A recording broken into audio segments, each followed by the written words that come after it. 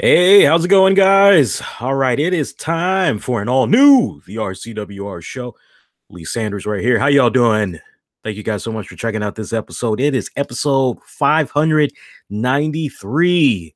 We've got 7 more episodes to go until episode 600. I still do not know and have no idea what I want to do for episode 600 just yet, but I'll figure it out. You're checking out, man, since 2011. Yeah, since 2011, covering the latest in wrestling, entertainment, and beyond, and been doing it oh so well.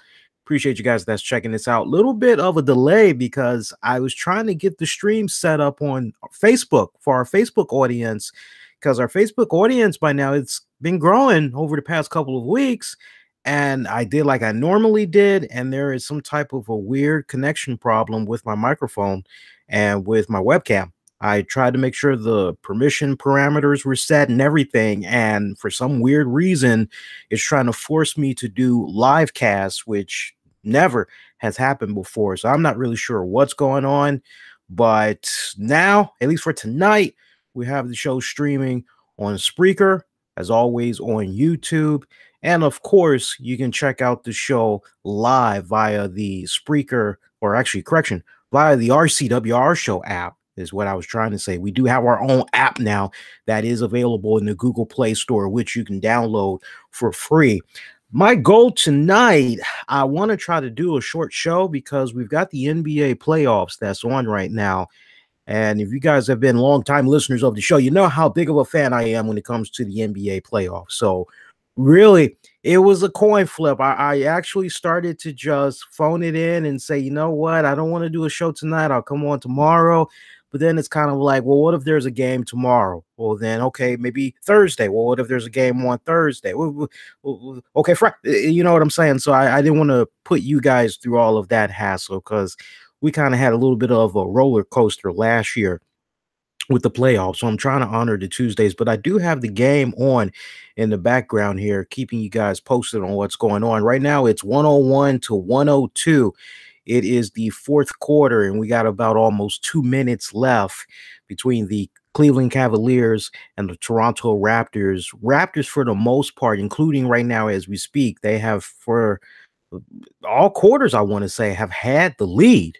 And right now, the lead is very small. I believe last I saw, I just took a quick glance. It looks like they're up over the Cavs by 2, maybe 3 points. So I'll keep you guys posted on that one. I tell you what, though, I'll say this. I really hope that the supporting bench, I really hope that they're able to bring it. I really hope that they are able to, just the series alone is what I'm really getting at. I can't comment on the game tonight.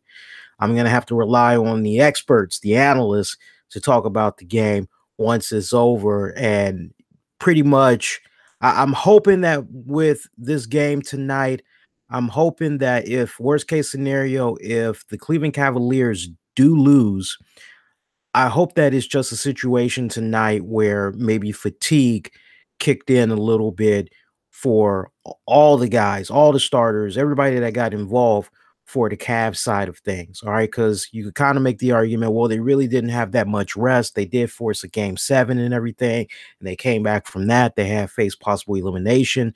So you could kind of make that argument, so to speak. And right now it's still 101 to 102, about 2 minutes, 27 seconds left in the fourth quarter. So, I mean, you could make that argument for LeBron and crew.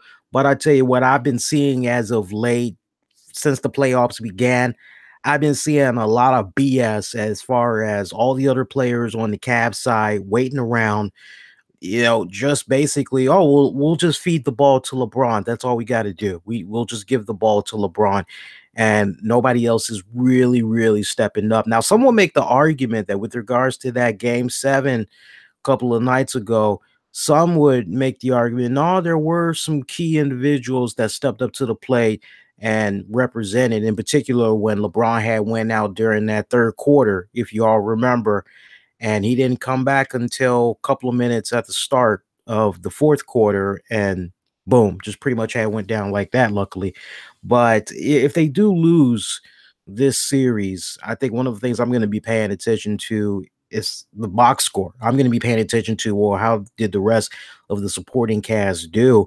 And most importantly, I hate to go there, but if this is a situation where LeBron does not get a championship with the Cavs, I have this weird feeling that with this current lineup as we know it for the Cavs, I just feel that if they don't get to the NBA Finals and win a championship this season, I don't see it happening again as far as this current lineup and then possibly going to the playoffs, the NBA Finals. I see some type of a major shakeup going down when it's all said and done. And it all starts with LeBron, whether or not he's going to stay with the team, finish out his career. I mean, everything is a toss up right now, but I mean, for a talented player like a LeBron James, I honestly wouldn't put it past him if maybe just to cement his legacy a little bit more, he's looking to win at least 1 to 3 more NBA championships. And if he honestly feels as though, hey, Cavs did everything that they could, but I need more serious contributors, in particular when I go sit down and I get my rest, for him to be this many years into his career in the NBA and to still be going out there playing damn near all 4 quarters, right? Playing the whole damn game and then scoring mad points, averaging like about 40, 41 points a game, basically. I mean, that's unheard of. It's just freaking unheard of, man. Looks like Ibaka, what's that? Look like he tried to go for a 3-pointer. Foot looked like it was one of the 2-pointer there. So you got about 1:43 left. Still 101 to 102. You got 1:42 left. So I'll keep you guys posted on that one, man. Seriously, I'll keep you posted on that one. So we had SmackDown, went off the air, getting ready for Backlash. It's great to have the WWE and the main roster of talents that were over there for the Greatest Royal Rumble event in Saudi Arabia. It's great to have the guys back over here. Well, not really in North America, because as you had saw from Monday night and tonight, the guys were actually in Canada. So, but it's still kind of nice to have him somewhat back. You know, America and Canada, you know, we've been very friendly with one another these past couple of decades. So, you know, some would make the argument you actually have people that have dual citizenship. A lot of people hold dual citizenship in North America and in Canada. So, but you know, Canadians, Americans have had a really good relationship with one another for many, many years now. And Canadians, when they're in North America, they look at it as home away from home, and it's vice versa. So, you know, it's really nice to see everybody get back safely from Saudi Arabia, considering what a wild week it was for that Greatest Royal Rumble event. Definitely some controversy had came out of it as a result, but I mean, this is the WWE, right? Eric Bischoff said it best: controversy creates cash. So you have WWE do this unprecedented move that had a lot of eyebrows raised, going, what the hell, WWE? And WWE is just basically following where the money is, following where an opportunity presents itself to be able to put on a sports entertainment show for whatever respected region, right? I mean, that's what it pretty much had boiled down to. And I tell you, it was very refreshing to just kind of take a step back at times and see what people were saying in chats, forums, online sites. It was interesting seeing what everybody had to say about WWE doing this move with Saudi Arabia, doing this event, knowing in particular how when you look up the laws, I mean, when you educate yourself and you see the laws as far as what a woman can and cannot do, it's really sad, and it's really sad. Now, look, I'm not highlighting something that, like, oh, I never knew that. I mean, when you really stop and you let it marinate, you really just think about it for a few ticks.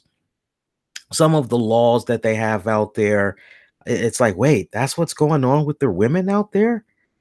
I mean, perfect example. Usually, and I don't know how many of you guys were aware of this. I just kind of had to remind myself and really, And it was fun because it was fun brushing up on my education of what's going on out there because like I told you guys a couple of weeks ago, the RCWR show pretty much ever since we began doing this show in 2011, we always had some type of a connection slash fan base with those in Saudi Arabia. And from time to time, I have gotten private messages or emails from those in those regions that love talking WWE. Of all the promotions, that's the one from out there in those regions. That's the one that I would usually initiate communications with people when I see that they've left a message for me or they're trying to get in contact with me. And I tell you, it was really refreshing to have a couple of people from those regions quietly. And they told me straight up, they said, Lee, look, just want to you know, kind of get you brushed up a little bit on what's been going on out here and how things are hopefully going to change for the better. I would appreciate if you could share this with your listeners, but don't put my name or anything out there because I don't need it getting back to me. And it's like, okay, I understand that. I can totally respect that. I get that. But there was a decent amount of people from Saudi Arabia that had reached out to me, some that actually had went to the event and they wanted to kind of get a couple of things on record straight. And surprisingly, what was almost kind of unanimous was the people that did reach out to me from Saudi Arabia. They said, look, what's going on right now as far as women's rights and this whole spectacle of whether or not WWE will eventually be allowed to have women perform at the events that WWE is going to be doing out there on a yearly basis for the next several years. You know, um, it's really really hard to say, especially when you do your homework and you see what all has been happening in Saudi Arabia. Most recent example is this whole thing about the Saudi Arabian women finally being able to drive. I mean, there were so many different polls done by Gallup and The Economist and others over the years, at least the past 15 years, I want to say, where you have some people, some polling results show that the Saudi Arabians, they don't particularly care for the women having the rights of being able to drive, right? Making it possible for them to drive. But then you have other polls that say, no, the women, they do want to drive. And there are actually men that support this. They want to see the women drive. And this summer, you're going to have the women, they're finally going to be able to drive, but it's not as clear cut as you and I would think it to be, as far as here in North America and other parts of the country. Sadly, they have to be with a male guardian. A male guardian must be present with them at all times when they are behind the vehicle. All right.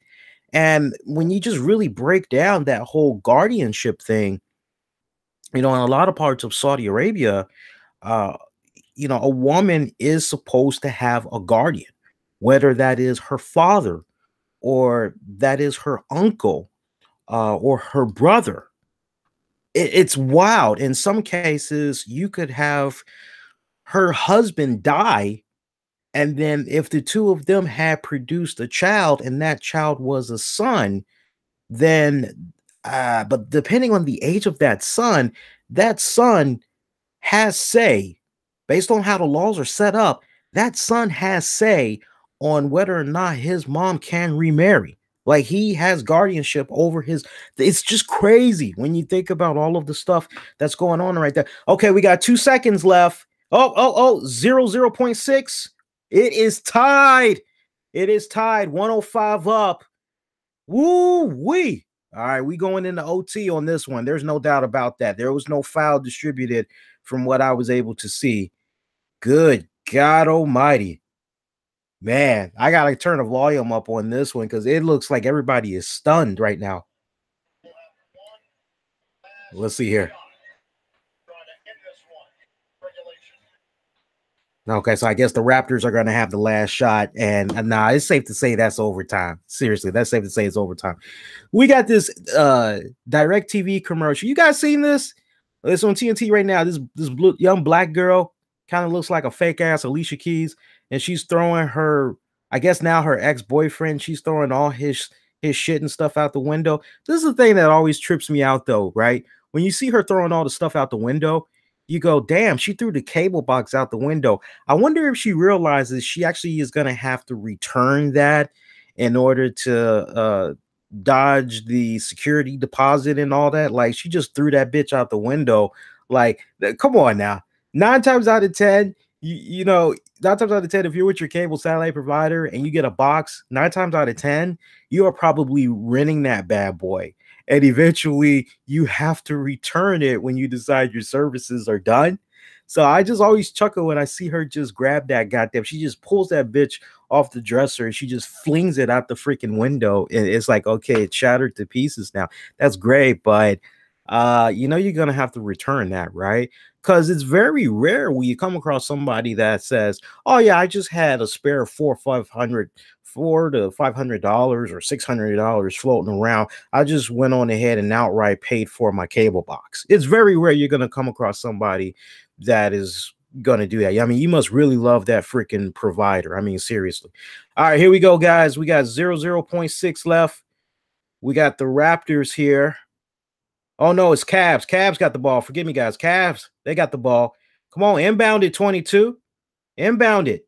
And quick shot. Yeah, there we go. In the regulation, we're going into OT. I'll keep you guys posted on that one.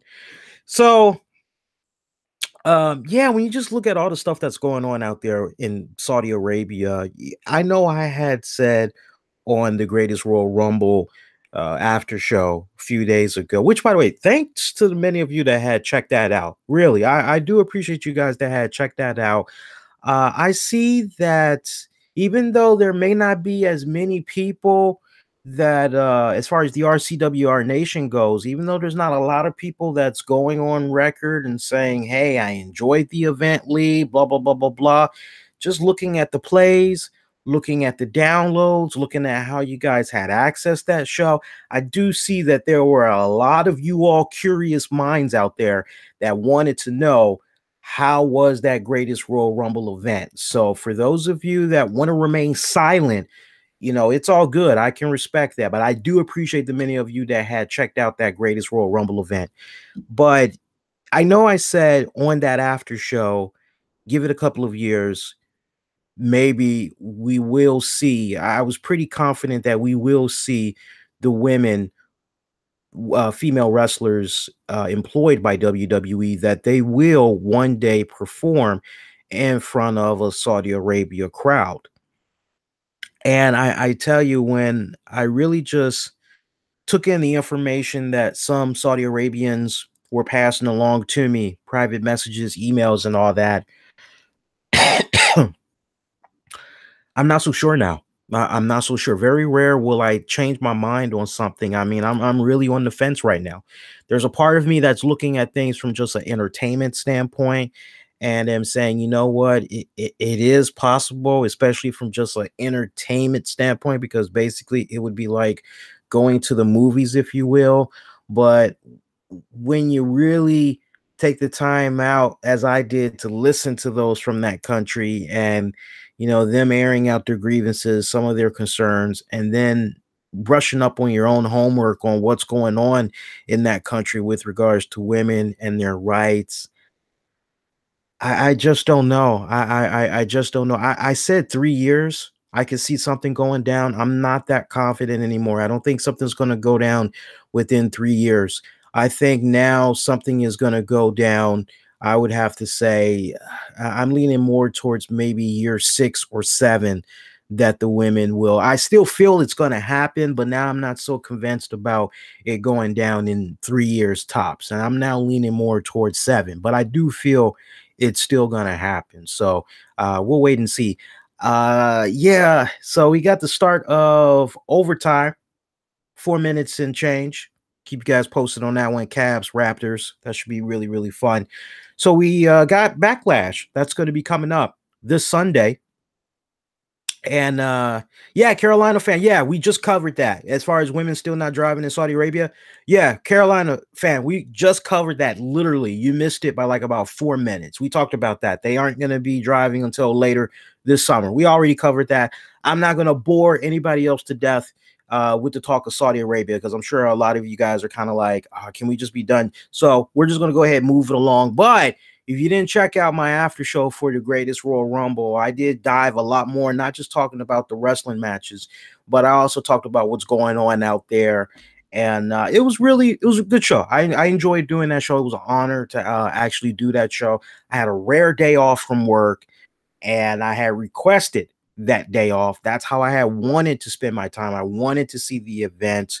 I wanted to experience the culture from the Saudi Arabians, and seeing how they view some of these superstars that we've been growing up watching. So it was awesome. It was really awesome.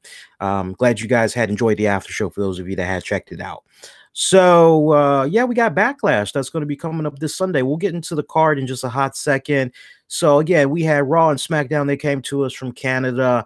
Not really too much I want to get into as far as Raw for this week. I tell you what,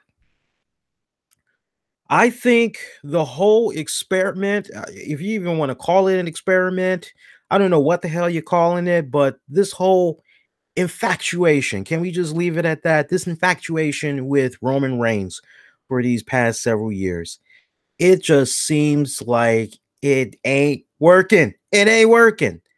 And to see Roman Reigns, mild reactions in Saudi Arabia, right? He was somewhat tolerated in Saudi Arabia, but it wasn't as unanimous as you thought it was going to be. Cena got more love than Roman Reigns. Cena got unanimous. I didn't even really hear John Cena sucks. All right. So to see Roman Reigns not even really be received that well in Saudi Arabia, in a foreign country, first time ever out there, right? And then to bring him on back a little bit more up north in Canada, just booed big time. And Canada is a really great crowd to be doing wrestling in front of. They love them some wrestling. The history between Canada and WWE goes way, way back. All right. The Hart family, man. Come on. So to see Roman Reigns not even really get any love this Monday night, I think it's a combination of a couple of things, quite honestly. I mean, let's really be real. It's a combination of, one, this guy continuing to be forced down their throats, and the perception that you're left with is that WWE, by any means necessary, wants this man to be the man. They want him to be the top dog. They want him to be that John Cena. They want him to be that Triple H. They want him to be that Stone Cold Steve Austin. They want him to be that Dwayne The Rock Johnson, right? They look at him and they see marketability. That's what they see in this man. And they have tried and tried and tried, and they have just continued to come up oh so short. And what really, to me, felt like a desperate attempt was this Brock Lesnar storyline, where you have Roman Reigns basically pulling a Jeff Jarrett. Hey, Brock Lesnar, he's not here this week. He works when he feels like it. But I'm here every single week. I'm busting my ass. And the only thing that's missing from Roman Reigns is basically saying, ain't I great? Just pulling the line from Jeff Jarrett. Every single time I hear Roman Reigns badmouth the hell out of Brock Lesnar, that's all I want to say at the end of it. Yeah, Canada. So your boy, the champion Brock Lesnar, he ain't here. He's not fighting anybody tonight, but I'm here. I'm willing to throw it down and just slide right at the end of that. Ain't I great? I'm just, that needs to be his new catchphrase. Ain't I great? All right. What you went freaking cookie? What you want to raise or something because you're always there? And I mean, it's just, it's stupid. It's beyond stupid when you really stop and think about it, because the storyline that Vince McMahon and crew decided to go with for Roman Reigns this go round. I mean, come on, man. Real world, real talk right here. If you have a person that never shows up for work consistently when they're supposed to on their scheduled shifts, what the hell is going to happen to them, boys and girls? 8 out of 10, they're going to get reprimanded. They're going to get a suspension or two here and there. And then ultimately, it's going to lead in them being fired. Which, by the way, I think that's pretty damn hilarious that all these no call, no shows that Brock Lesnar kept doing, not once did we hear Vince McMahon say that he was going to fine. And okay, so way to make it look really kind of one sided a little bit. 113 to 109 Cavaliers. Bringing that extra steam there in OT. They got the lead right now. Got about a minute 22 left in overtime. Keep you posted on that one. So, you hear that and you're just going, okay, so this is the latest desperate attempt in trying to get Roman over. And I thought for sure that with the Greatest Royal Rumble event, they were going to get Roman Reigns over. I thought they were going to give him the title. And I mean, see, here's the thing. Just to go back to the Greatest Royal Rumble one more time. I love you guys tremendously because sometimes you guys will come along, whether you're part of the RCWR Nation or not. I respect anybody that takes the time out to check out my show and they give me some feedback, right? And the thing I love about you guys, like, if not every time, definitely sometimes, you guys give me something else to think about. And I go, why I didn't consider that. And there was a good amount of you guys that had looked at the Greatest Royal Rumble, and I love these words that a lot of you all had used. You said the Greatest Royal Rumble really came off like a glorified house show. And I had to kind of take a step back and go, well, damn, wait a minute now. We're going there? We're going there? We're going to say that it was a glorified house show? Damn, let me think about this now. Wait a minute now. I mean, hell, they had pyro. They had a really good roster of great talent. And I had to kind of find myself through that terminology that a lot of you all had used. And I would have to agree with that. I think just the fact that what came out of that event, you have new tag champions in Bray Wyatt and Matt Hardy, and that's it. Yeah, I can actually bite into that. I can bite into that point that you all are making about it just really coming off like a glorified house show. I love that. And I would agree. If it was a situation where you had 2, maybe 3 major titles that would switch hands, especially with the Universal title, if that would have changed hands, to make it feel like, see, this is what you missed out on by not seeing this event. This is what you missed. I wish WWE would do this a lot more. I really, really would. I have been a big advocate for it.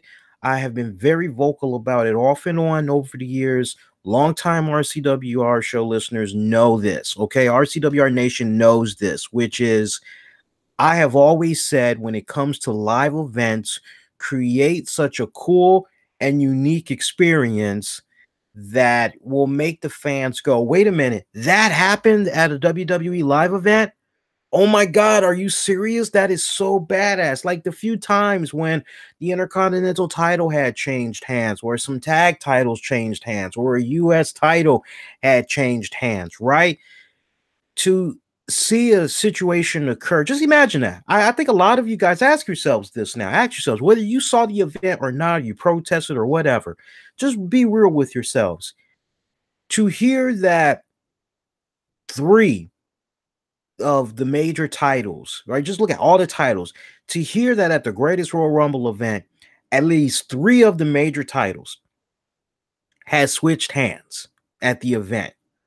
Would that not in your mind create not just buzz, but kind of put a little bit more value on that event. It's like, damn, I chose not to watch this event, or I couldn't watch this event because blah blah blah or whatever.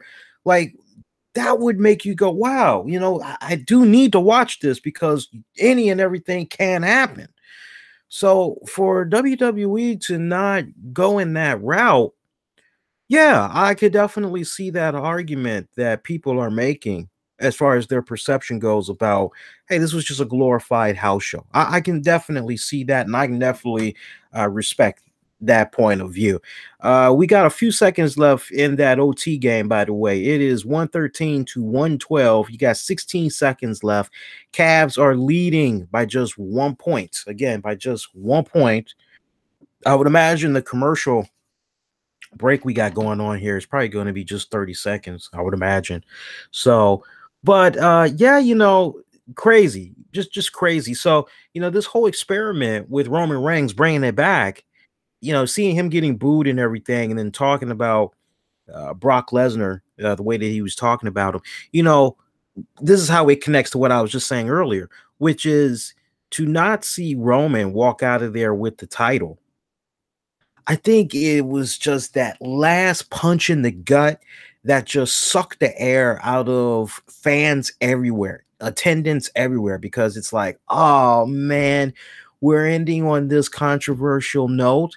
You mean to tell me we're going to get these guys again in a match with each other? Bump the hell, we've got this little break where it's going to be Roman taking on Brock Lesnar. I'm sorry, Roman Reigns taking on Samoa Joe at Backlash. Bump that. We know Roman is eventually going to lock it up again with Brock Lesnar. Do we really need to go through this crap again? Right? So I would imagine that what we had got from Monday was a culmination of a few things. One, man, this Roman Reigns dude is still being shoved down our goddamn throats. And then the second part to that is, oh man, we got the final score 113 to 112. Cavs were able to hold off there. 113 to 112. That is it.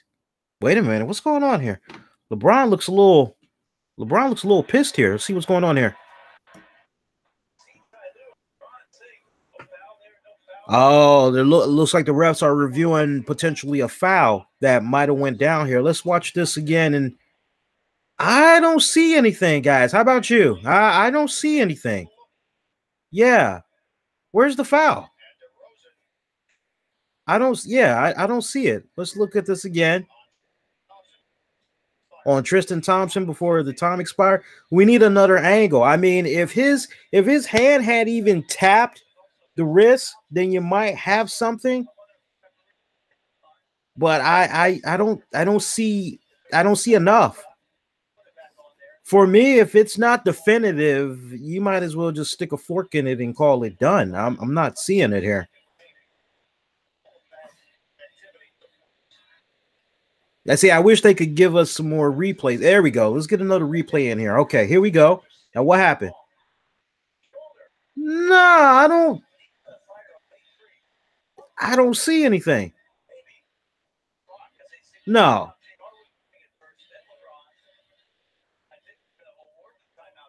No, I don't see that. Let's rewind that here.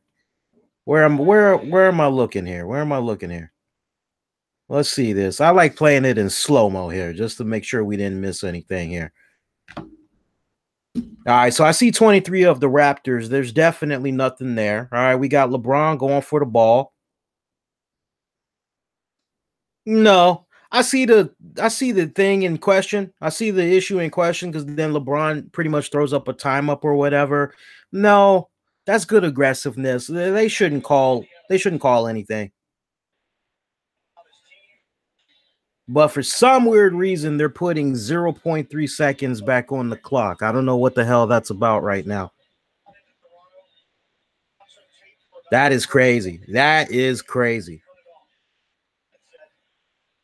That's BS. Come on. Yeah, that's BS. We'll continue on with the show as soon as we see this game wrap up. We only got 0.3 seconds left, so you guys' patience is appreciated. And for those of you that's going to be checking it out on the download, you got a powerful button at your disposal, which is the fast forward button. But long-time fans know this time of year, I love my NBA playoffs, man. Love my playoffs here. All right, so we got what's going on here? Okay, so Cavs got the ball again. Okay, this is so silly. And that's game. What the hell was the point in that? Somebody explain that to me. What was the point in that? Seriously. I don't get that. Whatever. Anyway, we got the second game coming on for NBA playoffs. I'll keep you guys posted on that throughout the night. Our second game, we got the Warriors taking on the Pelicans. As right now, the Warriors, they're seeking a 2-0 lead over the Pelicans. So that should be a pretty good series too, man. Yeah, I don't know, man. I don't know about stealing it, but that thing did look kind of questionable, man. I would admit that. It definitely looked a little questionable. I got to see the highlights again.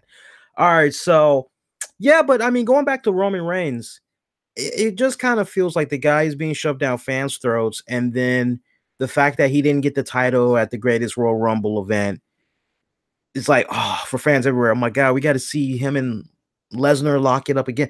That's the Drizzles. Come on, man. What the hell? Why we got to sit through this crap once again? That's not cool. So I really feel for the fans right now because see, it'd be one thing if it's a situation where, hey, it's not just going to be suplex, F5s out the ass, and fans are tired of that. I mean, seriously, where do you go after the beating that Brock Lesnar gave Roman Reigns at WrestleMania? And then you pretty much follow it up with the match that they did at Greatest Royal Rumble. Yes, a steel cage, and my whole ideology over the past several years, when it culminates in a match like that where it's a steel cage, that's usually the end of the feud. So now you're going past this and you're going to have these guys eventually lock it up again. Watch, they're going to put a lame ass stipulation out there, and they're basically going to say that Roman Reigns, it's his last shot, it's his last opportunity. If he doesn't get it done, that's it. He will never get another universal title shot again. So as long as Brock Lesnar is the champion, I can legitimately see that going down. You mark my words. I said it last week and I'm saying it again. Okay. I feel that's the route that they're going to go. Now, I don't know if they're going to turn this match into a no disqualification or what. I don't know what the hell they're going to do with this one. But I definitely see a situation occurring where if Roman don't get it done, that's it. Back of the line, forever in the back of the line. So as long as Lesnar holds that title. But it's nerve-wracking. It's starting to become really dull.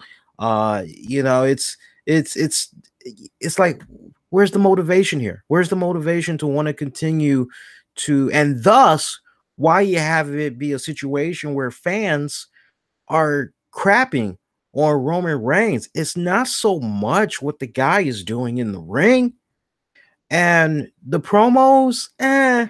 He's coming along. He's getting better. I will definitely give him that. Okay, make no mistake about it. I'm not crapping on Roman Reigns, the performer, at all. I'm not. I would like to believe I've been very consistent with regards to, oh, bless you, little buddy. I would like to believe that I've been very consistent with Roman Reigns. Come here, little buddy. Come here. Come here, little buddy. Hey, you okay? You okay, little buddy? I'm going to have my little buddy make a cameo here. Come here, little buddy. Come here. Come here.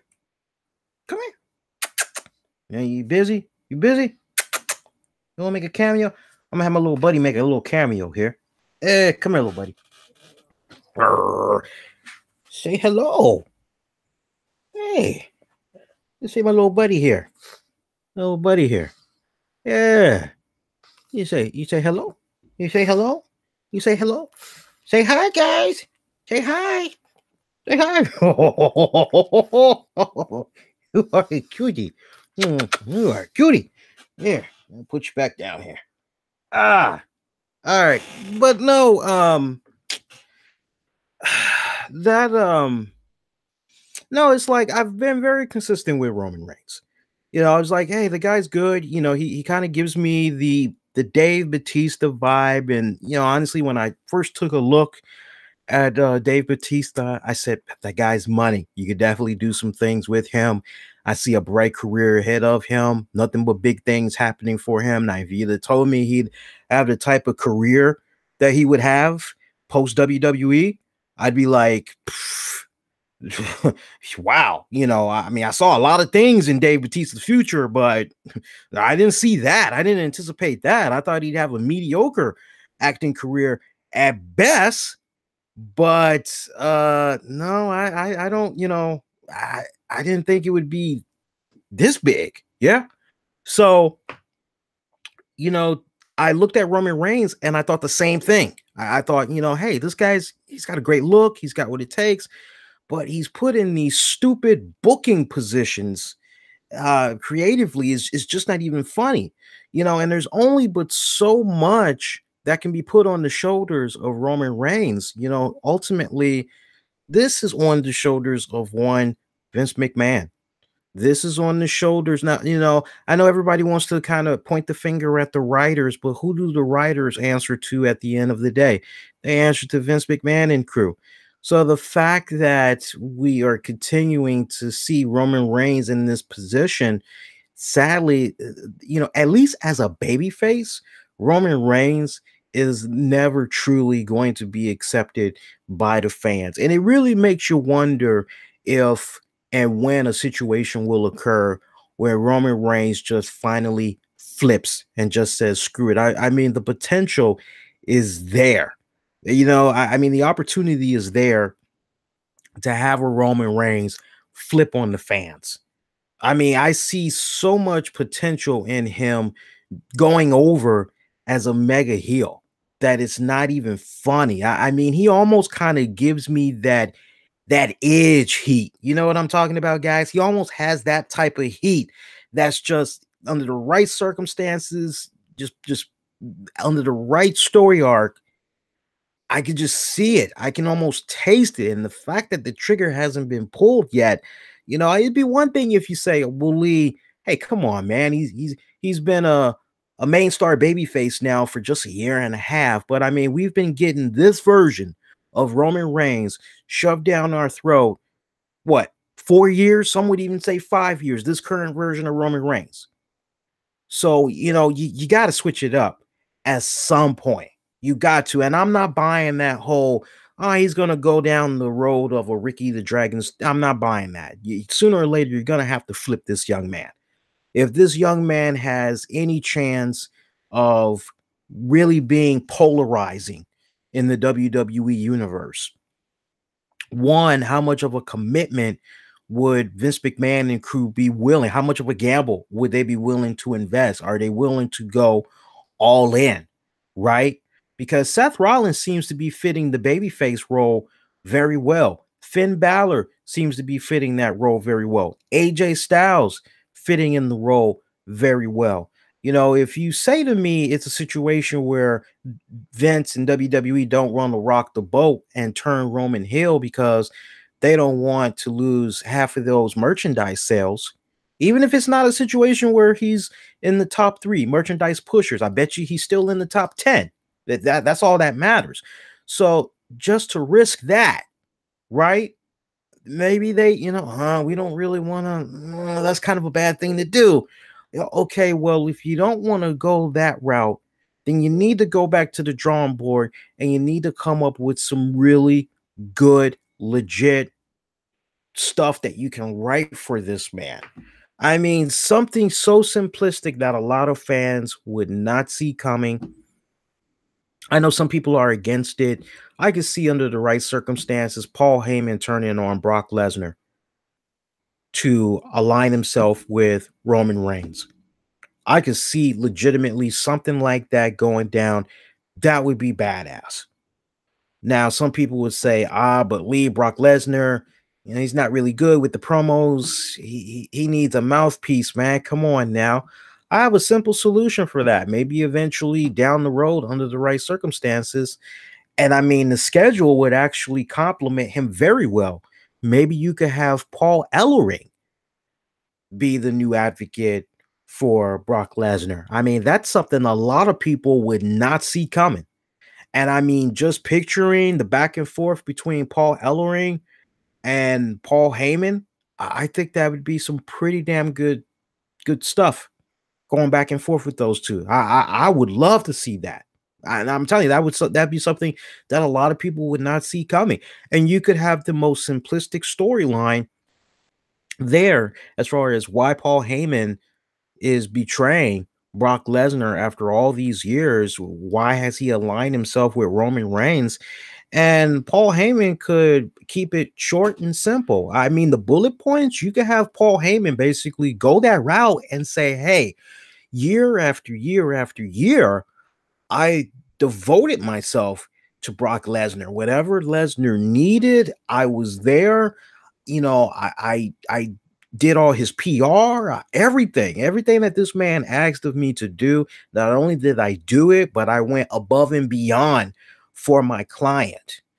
And every single time a situation occurs where, recently these past several years that we've been back in the WWE, Brock Lesnar has been rocking the boat. He's been testing the waters and just pissing so many damn people off. And I could honestly see Paul Heyman cutting a promo in such a way where he's basically admitting to the WWE universe that Brock Lesnar, for him, only cares about one person, one individual, and that's Brock Lesnar. Second is his money, right? Everything else, is up in the air, whether or not he gives a flying hoot or not. And for Paul Heyman, he's looking at the future. He's got his own respected family to think about. He's got mouths to feed, just like Lesnar. And he likes the relationship that he's been able to continue to have with the WWE. And at the same time, he also recognizes the future and he feels that Roman Reigns is that future. Yeah. I could see under the right circumstances something like that going down. That's just a rough draft. You, me, and everybody else for just 30 minutes, we could come up with something a lot stronger than what I just put out there. But just for a rough draft, you can easily just work off of that. Okay. But until Vince McMahon really gives the green light to creatively, okay, let's shake it up. Let's see what the hell we can do for Roman. I mean, he's going out there, he's busting his ass, he's having really great matches. All right. His promos are decent. Let's give him better stuff that he can say on the microphone to connect better with the crowd. Let's give him some better material. Enough already. Until Vince puts his foot down and really challenges the writers, it's just rinse and repeat. That's the sad part. It's rinse and repeat, man. Other than that, see what else did we have from Monday Night Raw this week? So yeah, so he got booed. We saw Kevin Owens, Sami Zayn. They came on now, received a great ovation from the crowd. Yeah, that's their backyard anyway. Saw I was about to say Muhammad Hassan. No, I wish. We saw Jinder Mahal come out getting booed from the crowd. Everybody wanted a piece of Roman Reigns and looked as though after a cheering contest, Kevin Owens was the winner. Roman Reigns just took the fight right to Kevin Owens. Later on, actually right before that segment ended, it was just an all-out brawl. We eventually saw Braun Strowman come out and we saw Lashley come out. We were here that the main event match would be Roman Reigns, Bobby Lashley, Braun Strowman taking on Kevin Owens, Sami Zayn, and Jinder Mahal, if I'm not mistaken. Elias had a pretty good match and a segment against Bobby Roode. Elias really coming into his own. It's really coming off as though he's getting a new commitment from the WWE, recommitment, if you want to use that term. I like what I'm seeing with Elias, man. Great look, connects with the crowd oh so damn well. I would eventually love to see this man become an intercontinental and or a U.S. champion. I think he would just be phenomenal. I tell you, it's so funny. I'm still amazed sometimes when I go back and I look at his run on NXT because I get to say, hey, I was the fortunate, the only probably of a select few that was checking out NXT regularly, saw Elias and was going, this guy's got something. This guy, yeah, you know what? And it used to be taboo back then to say, oh, I like Elias. Like, wait, you like who? That dude, man, he sucks. But no, he's really coming into his own. I would have to say, as far as a talent that has come from NXT to the main roster and has been advancing so well in his career, Elias definitely gets that nod. He definitely gets that nod. And you can almost tell that the individuals that he works with, that they actually enjoy working with this man. They probably see the potential that this man really has as well. And you just kind of almost get that vibe legitimately that people are excited to work with him, no matter how minor it could be. Just the fact that they are able to work with the man. I like that. I like that a lot. Elias is coming along, man. I'm telling you, for me, hands down, when it comes to Monday Night Raws, he is the highlight. He is the freaking highlight. If he is not on Monday Night Raw for me, it is at this point. So what else do we have?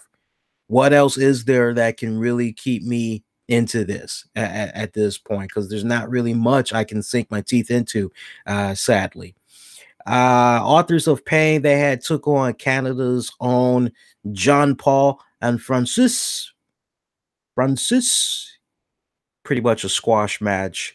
So we've got the Authors of Pain. They're going on this, it's obvious what's going on with them right now. They're going on this CAW run, right? The Created Wrestlers. That's who they're taking on right now. And that's all fine and dandy, but I tell you what, man, it ain't the same. It's not the same right now. I miss seeing Paul Ellering by their side. It really feels naked. They feel naked without Paul Ellering or some type of a mouthpiece coming out there with them. I'm not feeling the promos that they're cutting. So far, it's really bland. I appreciate the fact that when they do talk, it's short, it's simple, but I'm not really feeling that. I don't like the fact that now they're coming out not wearing their army of two face mask, their hockey mask. I'm not feeling that anymore. Now they're just coming out, not really feeling that. To me, they don't really look as menacing as they used to be. It kind of seems like stuff is being dialed down a bit with them. I'm not really sure I'm a fan of that right now. Why would you strip them of everything that made them cool, that had made them unique? And you're honestly just having them come off like a generic powerhouse tag team. I mean, that's almost how they're coming off. So adding the Paul Ellering, adding the army of two hockey mask, that gave them a little bit of personality. That kind of made them stand out a bit. And now you got them in this. I mean, when we first saw them, their attire has come a long ways because they started off as fake ass looking Shield members. So for it to evolve to where it is now, I before NXT, no problem. But now that they're on the main roster, nah. I don't know what you could do, but I mean, you got to add a mouthpiece to him. Now, I know Paul Ellering, he's kind of up there in age, so maybe he can't really do all that traveling like that. But maybe you could have them eventually team up with a Paul Heyman. That would be kind of cool. I would love to actually see a situation like that occur. Just as they stand right now, I think they would benefit well from the services of a Paul Heyman. I would also like to give an honorable mention to that would be interesting.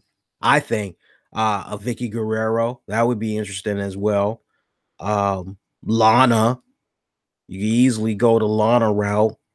Hell, I could even settle for a goddamn Mandy Rose right about now. I would even consider that under the right circumstances, but they definitely need a little bit more tweaking there. Sasha Banks had lost to Ruby Riott. That was actually a pretty damn good match for Ruby Riott. That's my girl, man. I told you, Ruby Riott. She reminds me a lot of Jessica Jones. I don't know if WWE is seeing that yet, but I love her. I love her. I love me some Ruby Riott, aka Heidi Lovelace. That was, of all the matches from Raw this week, that was actually a pretty damn good match that those two girls had. Really had enjoyed that one. Let me close a couple of windows here because I'm seeing just a little bit of lag going on here. Hang on, guys. And then let me refresh this. And let's see how that looks. Stream has a little bit of lag going on here tonight. I don't know what's going on here. We got a little bit of lag, it looks like. It's not showing up as clear as it normally does here. All right, as long as you guys are good, that's the important thing. All right, so see what else we had here. What else on Raw can we talk about? Yeah, you had the team of Braun Strowman, Roman Reigns, Bobby Lashley. Baron Corbin had defeated No Way Jose. Didn't really care about that one. Natty had won against Mickie James. Closing out Raw, you had Seth Rollins defend his Intercontinental title against Finn Balor. Let me touch upon the experiment known as Ronda Rousey. I must say, I am not really feeling the backpedaling, the back seat, if you will, that Ronda Rousey has taken ever since she did this WrestleMania event with Triple H, Stephanie McMahon, and Ronda's tag partner was Kurt Angle. Ever since this had wrapped up, now we just see her really taking a serious backseat. And I'm not really sure what to make of what we're seeing so far. I'm not really sure how you guys feel about this, but for me, I just don't like the way she's being booked right now. I mean, I'm not saying she has to, by no means, close out the shows. I'm not saying that at all. I'm not saying that she needs to be the face for the women for Monday Night Raw. Not saying that at all. So don't get my words twisted. But what I am saying is I find it interesting that the baddest woman on the planet is in the world of the WWE, right? She's in the WWE universe now. And I'm just amazed that it's not really a situation where you have women on the roster that are pretty much getting in the face of Ronda and basically telling her, you know, hey, you might have did what you did against Stephanie, but you know what? You still stepped on the toes of a lot of women here on this roster. And we can be all smiles and giggles and we could say complimentary stuff about you in the press. That's because honestly, we're getting paid to do so. But truth be told, we hate people like you that come into our business and think that because of what you did outside, that's gonna give you your perks, your merits, and all that here in the WWE. Nah, baby girl, you got to earn your stripes. You know, and I'm really surprised that we aren't seeing more women go into the face of Ronda Rousey and challenge her from that standpoint. You know, hey, everything that you did in the world of MMA, that don't mean jack now that you're here in the WWE. And I just, you know, it almost kind of inadvertently feels kind of like what Triple H and Stephanie McMahon had said off and on leading up into that WrestleMania program, which was, hey, after we get done defeating you, we're gonna send you to the back of the line. We're gonna work on repackaging you and blah blah blah. And you know, well, they haven't repackaged her, but she has been taking a bit of a back seat. And I'm not really feeling that right now. Now, I would hope that after things clear up with Nia Jax, Alexa Bliss, I would like to hope that after all that is settled, that maybe we could kind of see a little bit of focus come back on Ronda. I mean, I get it. Eventually, 9 times out of 10, Natty is going to turn on Ronda Rousey. And I still feel in my heart of hearts from what I had said, if not a week ago, for sure 2 weeks ago, that the two of them are going to have a really good match going on. I really do believe they're going to have a good match. And without a doubt, Natty is probably teaching Ronda everything she knows. And like I said a couple of weeks ago, when it came down to the superstar draft and Natty came over to the main roster, it's good. It's good for the other girls, especially the young and still kind of green, like a Sarah Logan and Liv Morgan. And that's great for those young women. That's actually very beneficial to Ronda Rousey. So I do feel that everybody would be able to benefit tremendously working with Natty in and outside of the ring. Make no mistake about that. But I just hope, because I can only comment on how it's coming off so far. It really comes off as if WWE is not really sure what to do with Ronda right now. That's just how it comes off. It's like they have her, and I really hope that after Backlash with Nia Jax, Bliss, I really hope things shift in such a way where, yes, Nia continues to be champion, but you also got to have a new threat. What's the new threat that's going to be awaiting for Nia after she gets past Alexa? Is she maybe going to feud up with Mickie James, or what? Do you maybe slide in Ronda? Do you slide in Ruby Riott? What exactly do you do? And I could actually see a very interesting program between Ruby Riott and Ronda Rousey, and or a situation where maybe Natty eventually becomes the women's champion for Raw, and you get an eventual program between her and Ronda Rousey, say as early as SummerSlam. So kind of a little something to think about there. All right, we're going to talk about SmackDown in just a hot second. If you guys are enjoying the show so far, make sure you throw up the thumbs up. However you're checking that out. If you're checking it out on YouTube, definitely throw the thumbs up. If you haven't subscribed, do subscribe. Click that bell icon so you know about all notifications of content that comes at you on a weekly basis. If you're checking it out via Spreaker, there's a little heart/like button. Click on that bad boy. Really does help out. And I gotta say, fun weekend. Saw Avengers Infinity War. Loved it tremendously. Those of you that had missed it, I actually, me and Tammy, we actually sat down and we did a special deluxe edition of 30 with Lee that ran about, I want to say, 45 minutes.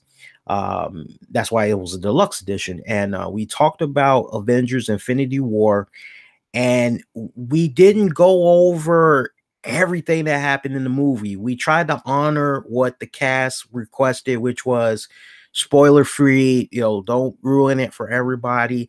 And it was really nice to do a 30 with Lee where, okay, and then this happened and then this happened. We damn near told you what happened, but we weren't outright with it. And to the knucklehead that said, oh, it must not be much of a review if you didn't put out any spoilers. Dude, have you ever watched Turner Classic Movies with the late Robert Osborne and current TCM host Ben Mankiewicz, and how they introduce movies and from time to time how they've reviewed stuff or whatever? Like have you ever heard of these guys? There is a way for you to talk about a movie without putting all the cookies, all the goodies out there, man. So we had a blast doing that. That's actually a free for all that you guys are. That's actually a free for all edition of 30 with Lee that you guys can actually check out right now. That's available on the Patreon page. That's patreon.com/RCWR show. Again, that's patreon.com/RCWR show. free for you guys to check out. So do enjoy that. And dropping this Wednesday evening for May the 2nd. I'm totally stoked. The audio, it was recorded. It's saved on the desktop. All I have to do is just listen, play it back, clean it up, but it will be uploaded tomorrow night. Pretty much as soon as I get in from work, boom, do that. And the goal is to have it up by 6 p.m. Eastern. It's another edition of Wrestling with the Topics. And for those of you that may be curious about what me and Tammy have been making of the news that went down with Bill Cosby and the verdict from last Thursday, we went in so many different directions, but the focal point being Bill Cosby. But we went in so many different directions, and how everything that went down with him, how it ties so closely here to the nation's capital in Washington, D.C. We went all over the place. It was a great hour plus discussion. We looked at the Me Too movement, the impact and everything. It was, I have to say, of all the shows where me and Tammy are just going back and forth, that for me was probably the most in-depth philosophical conversation I've had to date with somebody, of a recording, right? And you guys are gonna really, really enjoy that. You guys definitely will enjoy that. So I'll be uploading that this Wednesday. Check that out. That's going to be on Patreon as well. And we do appreciate those of you that are our Patreon members too. I got to do some shout outs. As a matter of fact, what I'll do, please permit me. I want to go ahead. I want to shout out our Patreon members right now. And then afterwards, I want to give a mention to our show sponsors, just some of our show sponsors. The Patreon members that we have here, quite honestly, they're the heartbeat. A large part, they're the heartbeat of the RCWR show. Without our Patreon members and them making their kind contributions to the Patreon page, episodes like what you're checking out right now, it would not be free. They help us make sure that as far as bandwidth, website, any equipment we need for the show, they pretty much help us out tremendously, and they are greatly appreciated. Shout out to Joe Raymond. Joe, what's up with you, buddy? Also, shout out to Michael Wolf. Shout out to Anthony Missionary Thomas, my good friend from Wrestling Soup. Shout out to John Davis. And shout out to our newest Patreon member, Courtney Summers. My buddy Courtney Summers. Really been appreciating her. She's been kind of having my mind very curious within the past couple of weeks because she's getting ready to start up her own podcast. I was talking to her earlier today, and the concept that she has right now for her podcast, it's pretty badass. It's pretty badass. I said, there's not a lot of shows that are successful, and in that genre that you're talking about, because there's not that many out there, and the ones that are floating around, it's not really of great substance. So what you have right there is a lot of potential for it to be banging.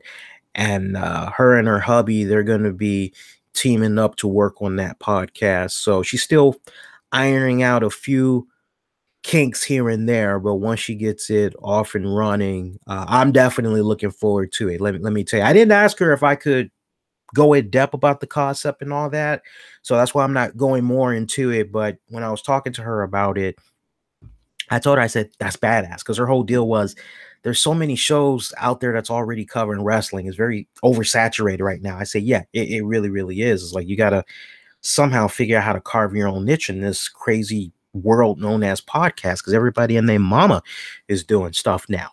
So shout out to Courtney Summers there, who are our newest Patreon member. And for those of you that are no longer Patreon members, we do hope you had enjoyed your stay. We hope that you enjoyed the content, and you come on back real soon. And this is my challenge to anybody that's thinking about Signing up on Patreon, it's just $5. $5 a month. It gets you access to, at this point, I'm pumping out at least 2 to 3 episodes of 30 with Lee.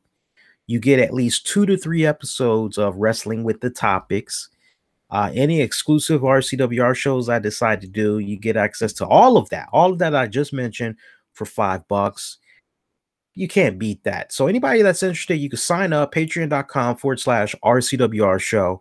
And I tell you what, if after the month is over, you're not feeling it, you're like, Lee, I tried it, and honestly, any way I can get a refund, I will refund you your money. No problem. No problem. But try it. Trust me. I guarantee you, you'll like a lot of the content that's there. Trust me, you would definitely like it. All right. So we will, in a few minutes, recognize some of our show sponsors because we definitely need to show them a lot of love. We got a lot of show sponsors. I told you guys a couple of weeks ago, we've been getting more sponsorship dealings these past several weeks, and a lot of these guys we're going to be working with for the next couple of months. So we definitely to make sure we show them a lot of love too. We'll bring them up. I'm thinking if not after I talk a little bit about SmackDown, I'll talk about them a little bit after we dive into just a snippet of some headlines. So keeping you guys track here, on point here, we got the Pelicans leading by 2 points right now over the Golden State Warriors. It's 48-46. 3 minutes left in the second quarter, so halftime is almost near. So SmackDown tonight, you know, okay. It was okay. It was all right. It's all right, man. Things had kicked off with the Miz TV. Miz TV bringing out United States champion Jeff Hardy, Randy Orton, trying to stir the pot a little bit, trying to have these guys fight each other. As far as Randy was concerned, though, what went down last week with Jeff Hardy showing him off and challenging Shelton Benjamin, Randy was like, "Nah, man, it's cool. I ain't got no problem with Jeff Hardy, man. Me and him, we all right, man. No, seriously, we all right." And afterwards, we saw Shelton Benjamin. He came out, and Shelton basically said to Randy Orton, "Nah, man, you don't deserve a damn thing." And fans, they were booing the hell out of him, actually doing a little bit of what chants. We saw Orton, he kicked the hell out of Shelton as soon as he tried to enter the ring, and hit him with that draping DDT. Miz tried to attack Randy Orton from behind, but we saw Jeff, he came in and basically finished getting the Miz off of Randy Orton, ended up hitting Miz with the Whisper in the Wind. Pretty much after that, there was a one-on-one match. Actually, no, it's a tag match. It was a tag match between the Miz, Shelton Benjamin. They teamed up to take on Randy Orton, Jeff Hardy. We saw the team of Randy and Hardy win, but afterwards, out of nowhere, as Jeff Hardy was celebrating, Randy Orton came in with an RKO. So, yeah, Randy did take it a little bit personal what went down last week. And in a very interesting development, looks as though it could be the end of Rusev Day, as we saw a backstage segment with Rusev talking with Aiden English. Aiden English was saying to Rusev, "Okay, I got the lyrics down for tonight's song. It's going to be fantastic." And he was getting ready to bust it out when Lana had came to the scene. And Lana had wanted to know if Aiden could give her and Rusev a few minutes to talk in private. And he obliged. Now, Lana has said to Rusev, "Hey, look, you had that great match against The Undertaker at the Greatest Royal Rumble event. But, now that that's over, it's time for you to get serious. It's now time to think about your future." And Rusev says, "My future?" It's like, "What are you talking about? I'm on the roll right now. Look, I got my own Happy Rusev Day t-shirt." I'm like, "Come on, you got a catchphrase here. What are you talking about?" And as far as Lana is concerned, she wants him to really tap into his greatest potential that she knows he has, and that the only way he's going to really be able to tap into that, he's going to need to let go of some things. And he's going, "What are you talking about?" We saw Aiden English come back. He forgot something. So that's pretty much it right there. Lana wants Rusev to ditch Aiden English. So, you know, there's two ways you could really look at this. There's two ways you could look at this. You could look at the first part and you could say, damn, so the one good thing that has really been getting Rusev over all this time, you're now going to take this away from him. And is that going to put him in a position where he's just going to go back to being bland Rusev, right?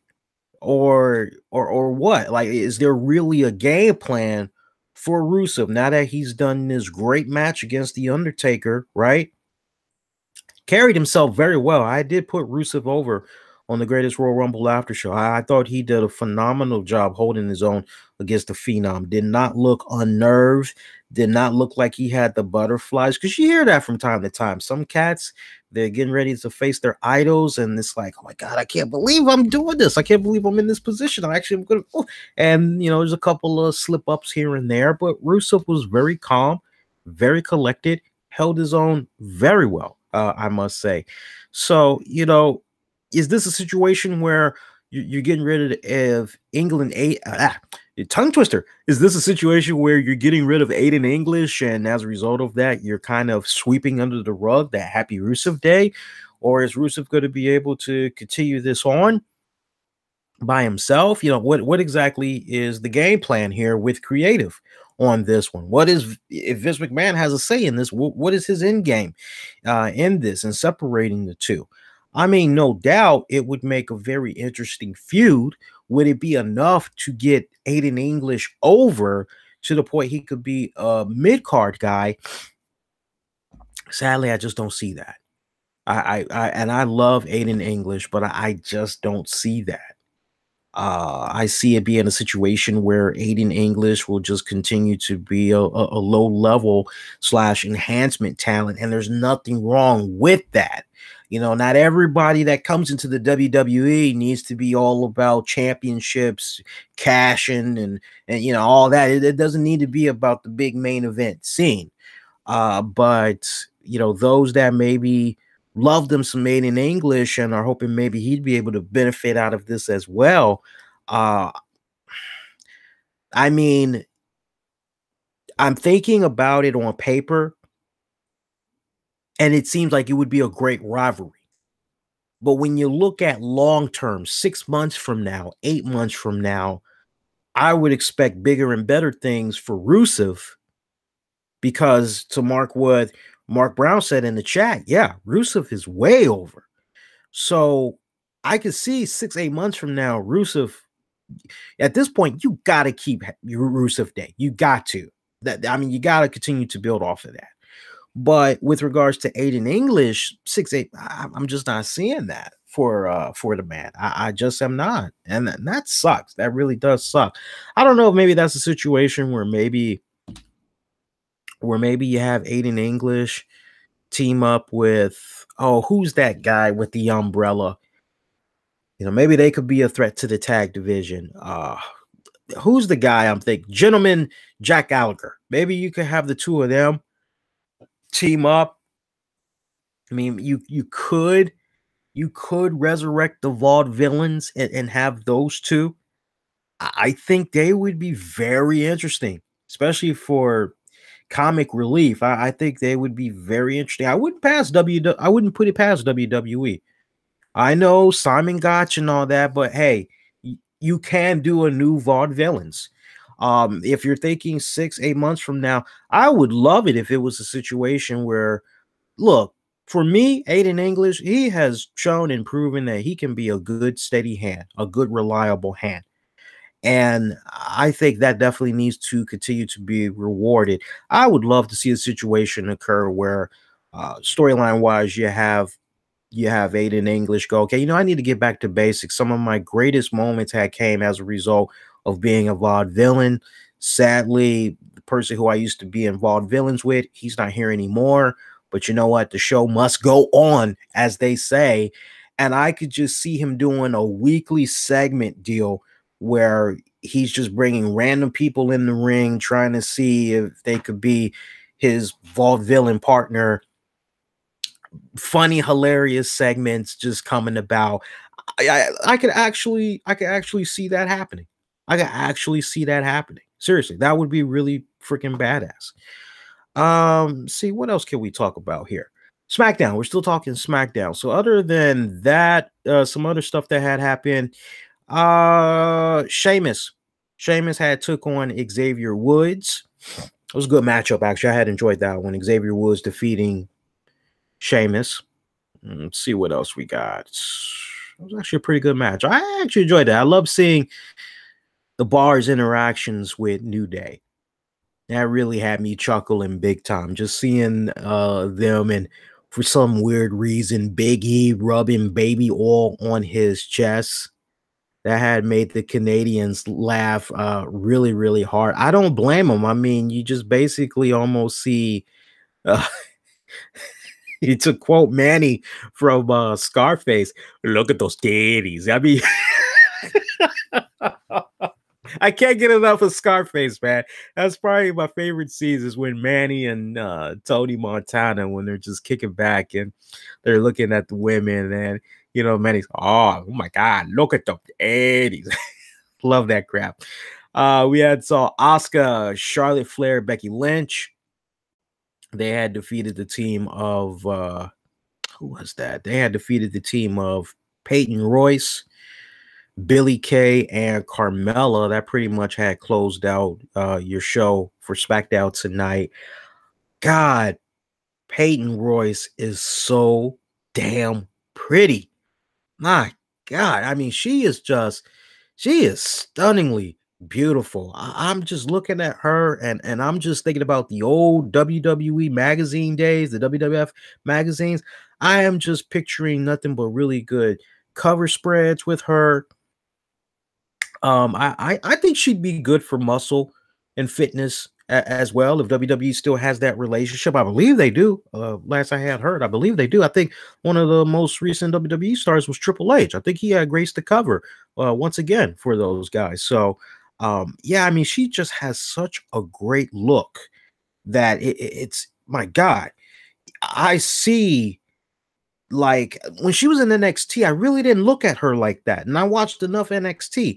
And I think what really kind of shied me away from her and Billy Kay was just how obnoxious they were. I mean, there's that Stephanie McMahon obnoxious, and then there's okay, I gotta watch something else because you guys are just really, my IQ is going down the damn drainer, man. I mean, damn.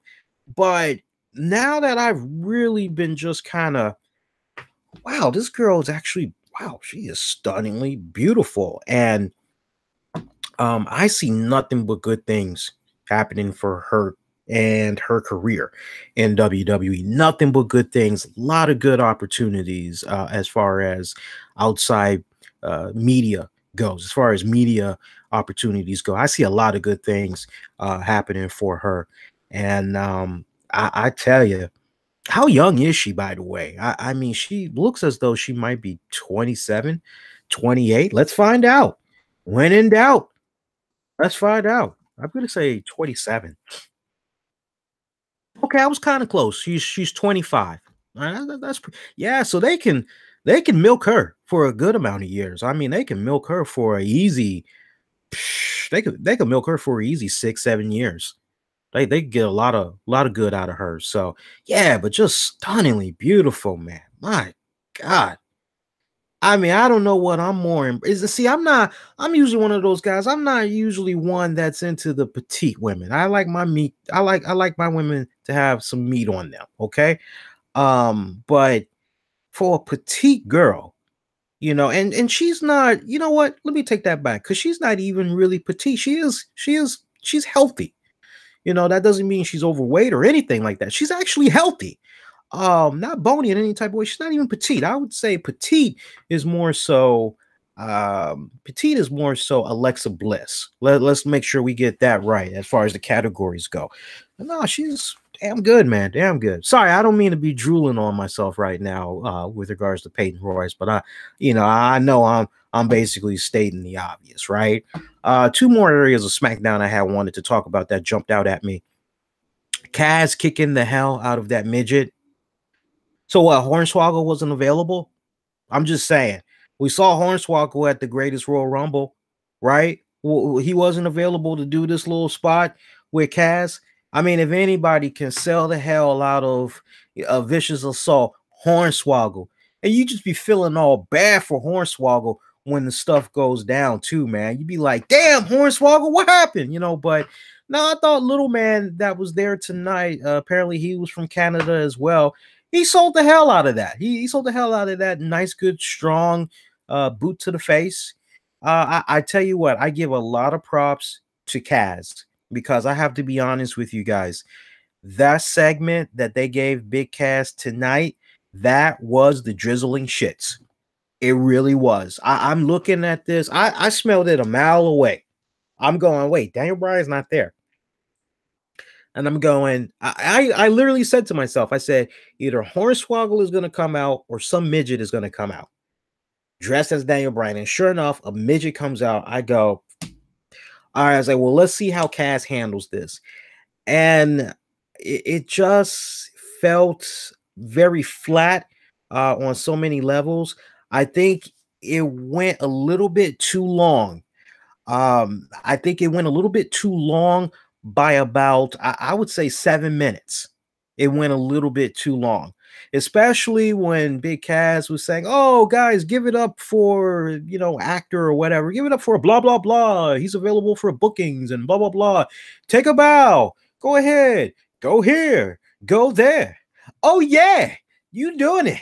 You're doing it right. That's right. Go left. Go right. Go up. Go down. Go north. Go south. Go east. Go west. Hey, hey, you did it. All right. Spin around. Hey, hey. Point to the crowd. I mean, that's basically what Cass was doing. For me personally, that just made me go, come on, Cass. I know you're going to attack the little guy. Just get it over with, man. So for me, it went like about 7 minutes too long. I think, honestly, trim a lot of that fat. You should have just had Big Cass. Hey, guys, give it up for some dumb fuck. Hey, he's available for bookings, autograph signings, podcasts, blah, blah, blah, blah, blah. Go ahead, man. Take a bow, man. I'm going to be chilling over here. Go ahead, take a bow. And then, honestly, let him go to the side ropes. Let him come back. And then as he gets ready to go in the direction of Cass, big boot right there. You ain't have to let him go all four corners and all that other silly crap. That was just stupid. Beyond stupid, overkill. 7 minutes tops, and then that would have been it. But he made the best out of that because that was it was a drizzling segment. It really was. And somebody brought up a really good question about Cass on, I want to say last week's show. And the question was, Lee, doesn't Big Cass remind you a lot of the late Andrew Test Martin? And I actually had said that a long time ago. He does. He really, really does. But with one major difference. The late Andrew Martin had so much charisma. It wasn't even funny. I mean, sometimes I just once in a blue moon, I'll think about Andrew Test Martin, and I'll just be like, man, if he was still in the WWE, how would he be roaming right about now? He might be considered a legend by now, basically coming on a semi basis or whatever. But he had so much charisma. One of my most favorite feuds with Test Martin, still hands down, the feud that was going on between Big Papa Pump, Scott Steiner, and the services for Stacy Keibler. I enjoyed of all the programs, all the rivalries. That's one I had enjoyed the most. Love that one. Love that one tremendously. But yes, Big Cass does remind me a lot of Andrew Martin, just the early beginnings, because Tess, he started off very very bland and trying to find himself, trying to find his character, and took a couple of years. But I tell you what, in that era of the Attitude Era, where everybody was just bouncing ideas off of each other and everybody was just, you saw what I just did, now go top that, good luck to you. And everybody was just there was like that friendly competition. back then, especially when you had WCW doing its thing and all that. I mean, everything, there was competition on the outside of the WWE, and then you had the competition inside, internally, amongst the peers, and everybody's just go top that, and everybody was just bringing it back then. I think the greatest thing, I don't want everybody to send me hate mail or hate tweets or whatever, but if you really stop and think about what I'm getting ready to say, you would agree with me. Probably the best thing to have happened to Big Cass was a 1-2 punch. One was the injury and the timing of that injury, because he was involved in that feud with Enzo. And I know there were a lot of us that was going, oh man, come on, man. It's like we need to, because it seemed like it was about to go in a downward spiral, an endless spiral. And a lot of us really didn't want to see that. We understood, a lot of us really didn't like the fact that they were being broken up so early or whatever. But you could tell legitimately at that point that Cass was not quite ready. Now, the tests, everybody remembers the few tests that WWE had gave him for singles runs, and you saw a lot of potential. You did. And man, when he turned on Enzo, it's like, whoa. It's like, wow, now that's, but when you look at the climate of everything that was happening on the roster at that point, and for both of those guys to still be on Raw and everything, even with eventually Enzo going over the 205, okay, still got the Raw thing connection going on. Yeah, the timing just seemed a bit off. It seemed like for Cass, not quite yet. Promos were pretty, other than that one memorable promo where he buried the hell out of Enzo, which showed you the potential. For me personally, I felt as though, no, he needs a little bit more seasoning on the promos. He's a little bit more confidence under his belt. That's just the vibe I was legitimately getting from him.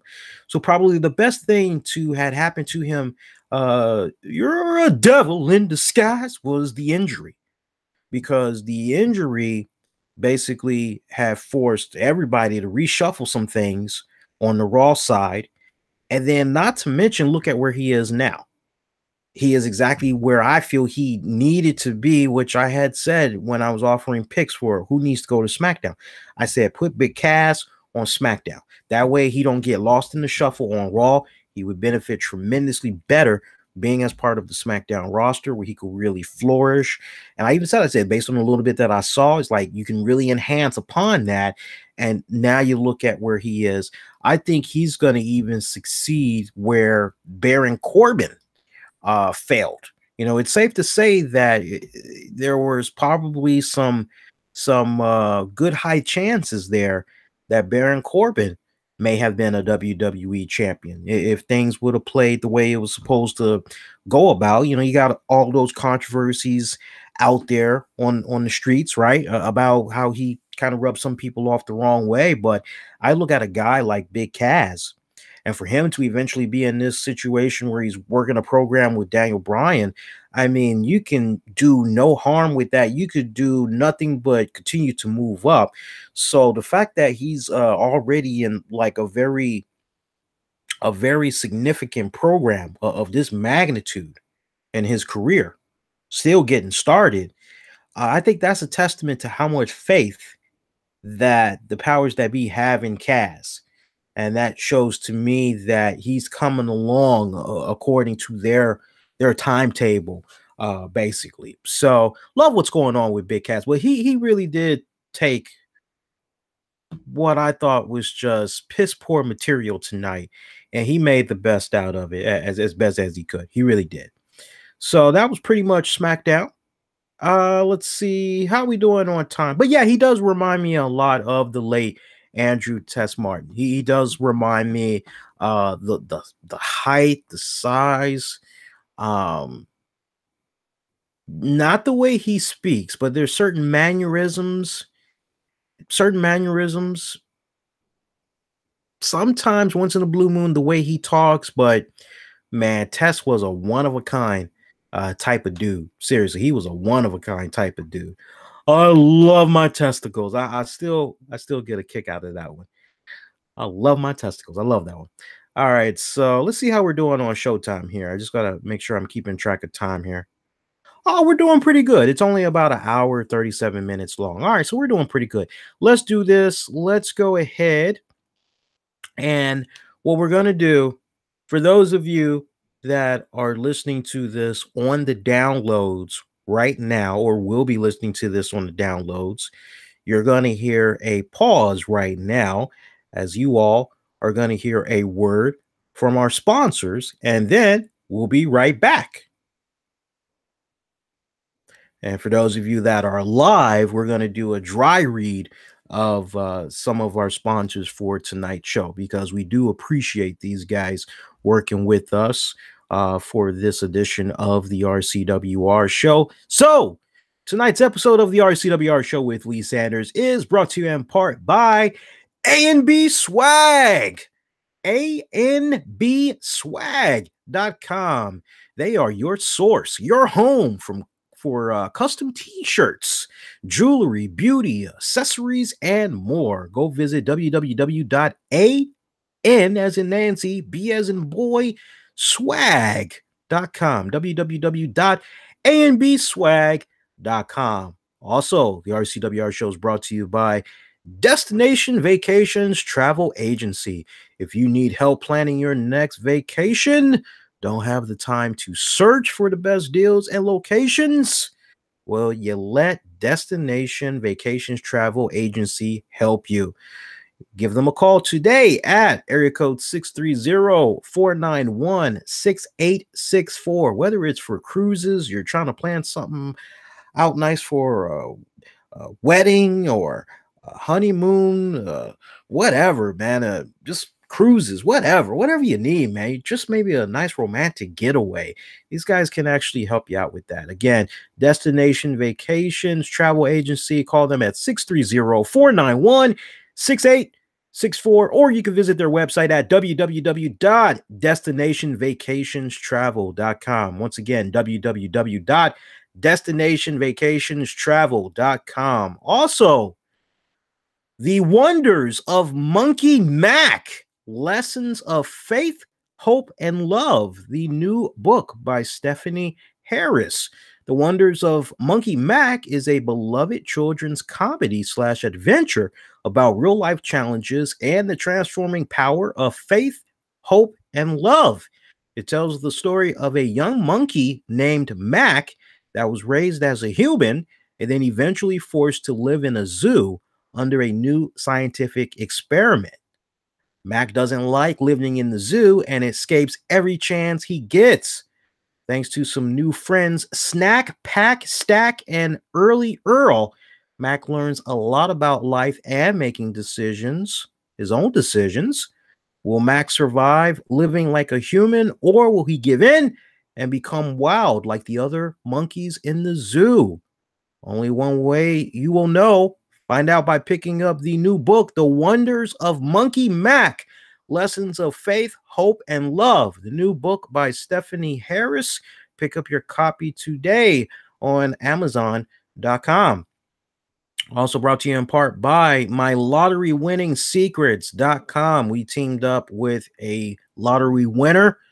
This individual has won the lottery jackpot 7 consecutive times, and he is offering some great tips and methods. Head on over to MyLotteryWinningSecrets.com. Put in your name, your email address. You'll then watch a video. At that point, you'll have an option to continue further, whether or not you want to learn more. There will be a follow-up email. If you are not interested in getting any more emails, there will be an opt-out option that you can click on, but definitely check him out. And shout out to our good friends over at BeckettJewelry.com. In need of great jewelry gift ideas for him or her? Check out my good friends over at BeckettJewelry.com. Low prices at great quality. They are a family-owned and operated business in the United States. All products are shipped from the United States. Great prices on their jewelry, nothing over the price of $80. Beckett Jewelry, love more, spend less. We got 3 more. We need to give a shout out to Disseco Solutions, offering the best dissection kit for grades 9 through 12 students and teachers. Non-rust stainless steel dissecting tools for instructional and your training purposes. Get a 26-piece set for $22. Get that on Amazon.com. Hey, you guys that love your e-commerce, if you are a aspiring eBayer or Amazon seller and you want to learn some really cool tips from the experts, you've got the 2018 Midwest Ecom Conference that's going to be happening in Minneapolis, Minnesota, July 20th through July 21st. If you're looking to become a successful eBay or Amazon seller, you'll want to work on having a better income, try to provide better for yourself and your family, work when you want to, work from home, yeah, or at least have that option to work from home. You can get all the tips you need from the experts with this fun 2-day event.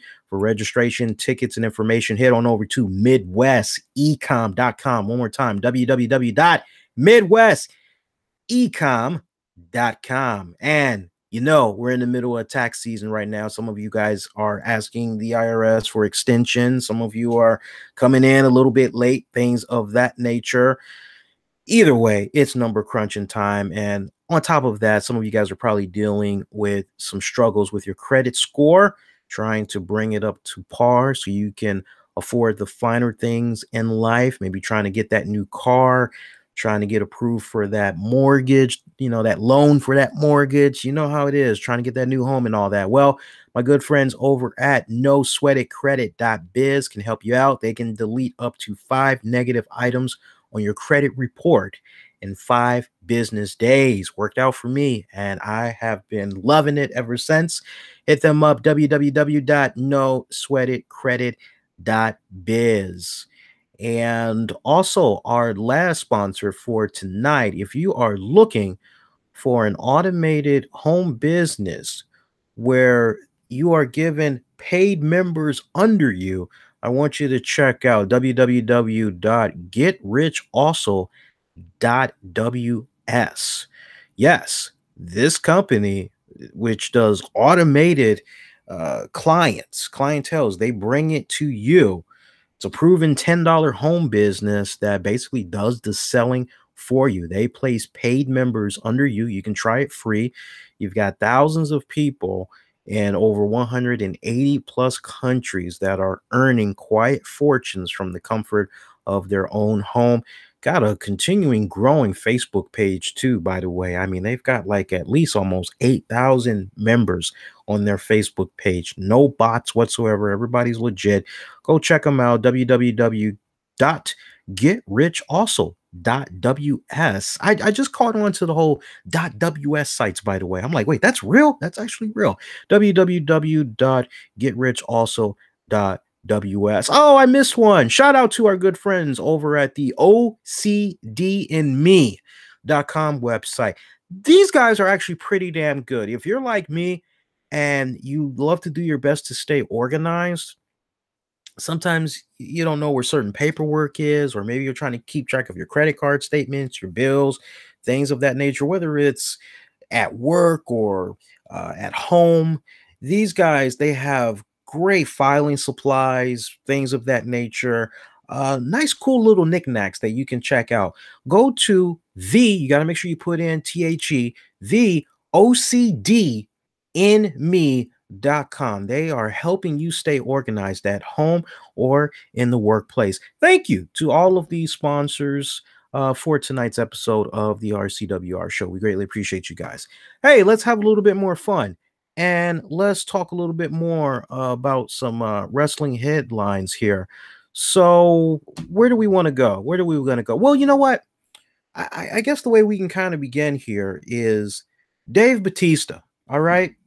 Dave Bautista, he's been making the headlines recently. I didn't get a chance to talk about this. And I actually had a few people send me private messages on Facebook. And it was Plea. You just saw Dave Bautista at Awesome Con, man. He's like, did you hear about this damn interview that he did? I'm like, no, what's going on?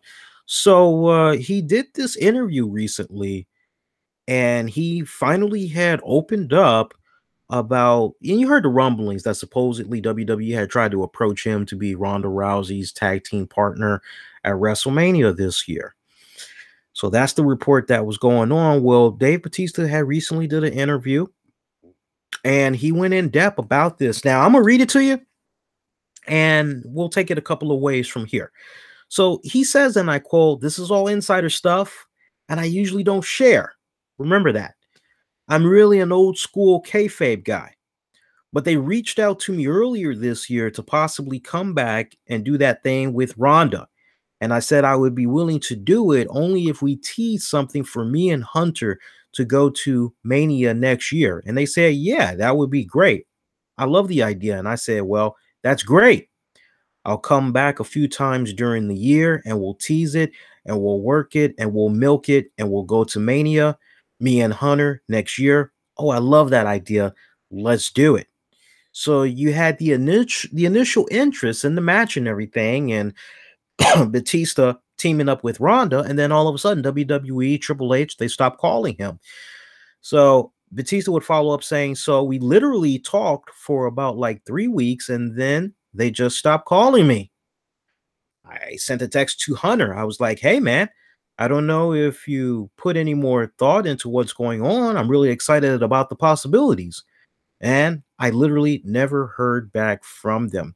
They just stopped talking to me about it. Man, I don't know what else I can do to try to. I want to end my career the right way.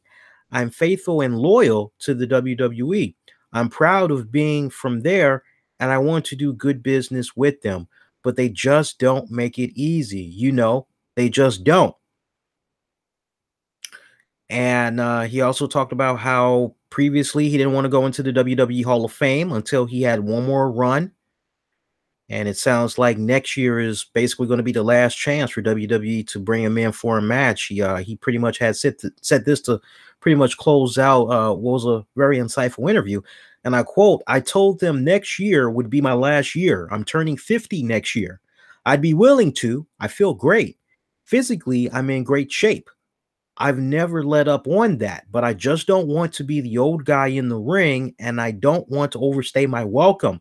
I just want to end my career the right way, and next year will be the last opportunity. So if we can't make something happen by next year, then I'm just gonna officially hang it up."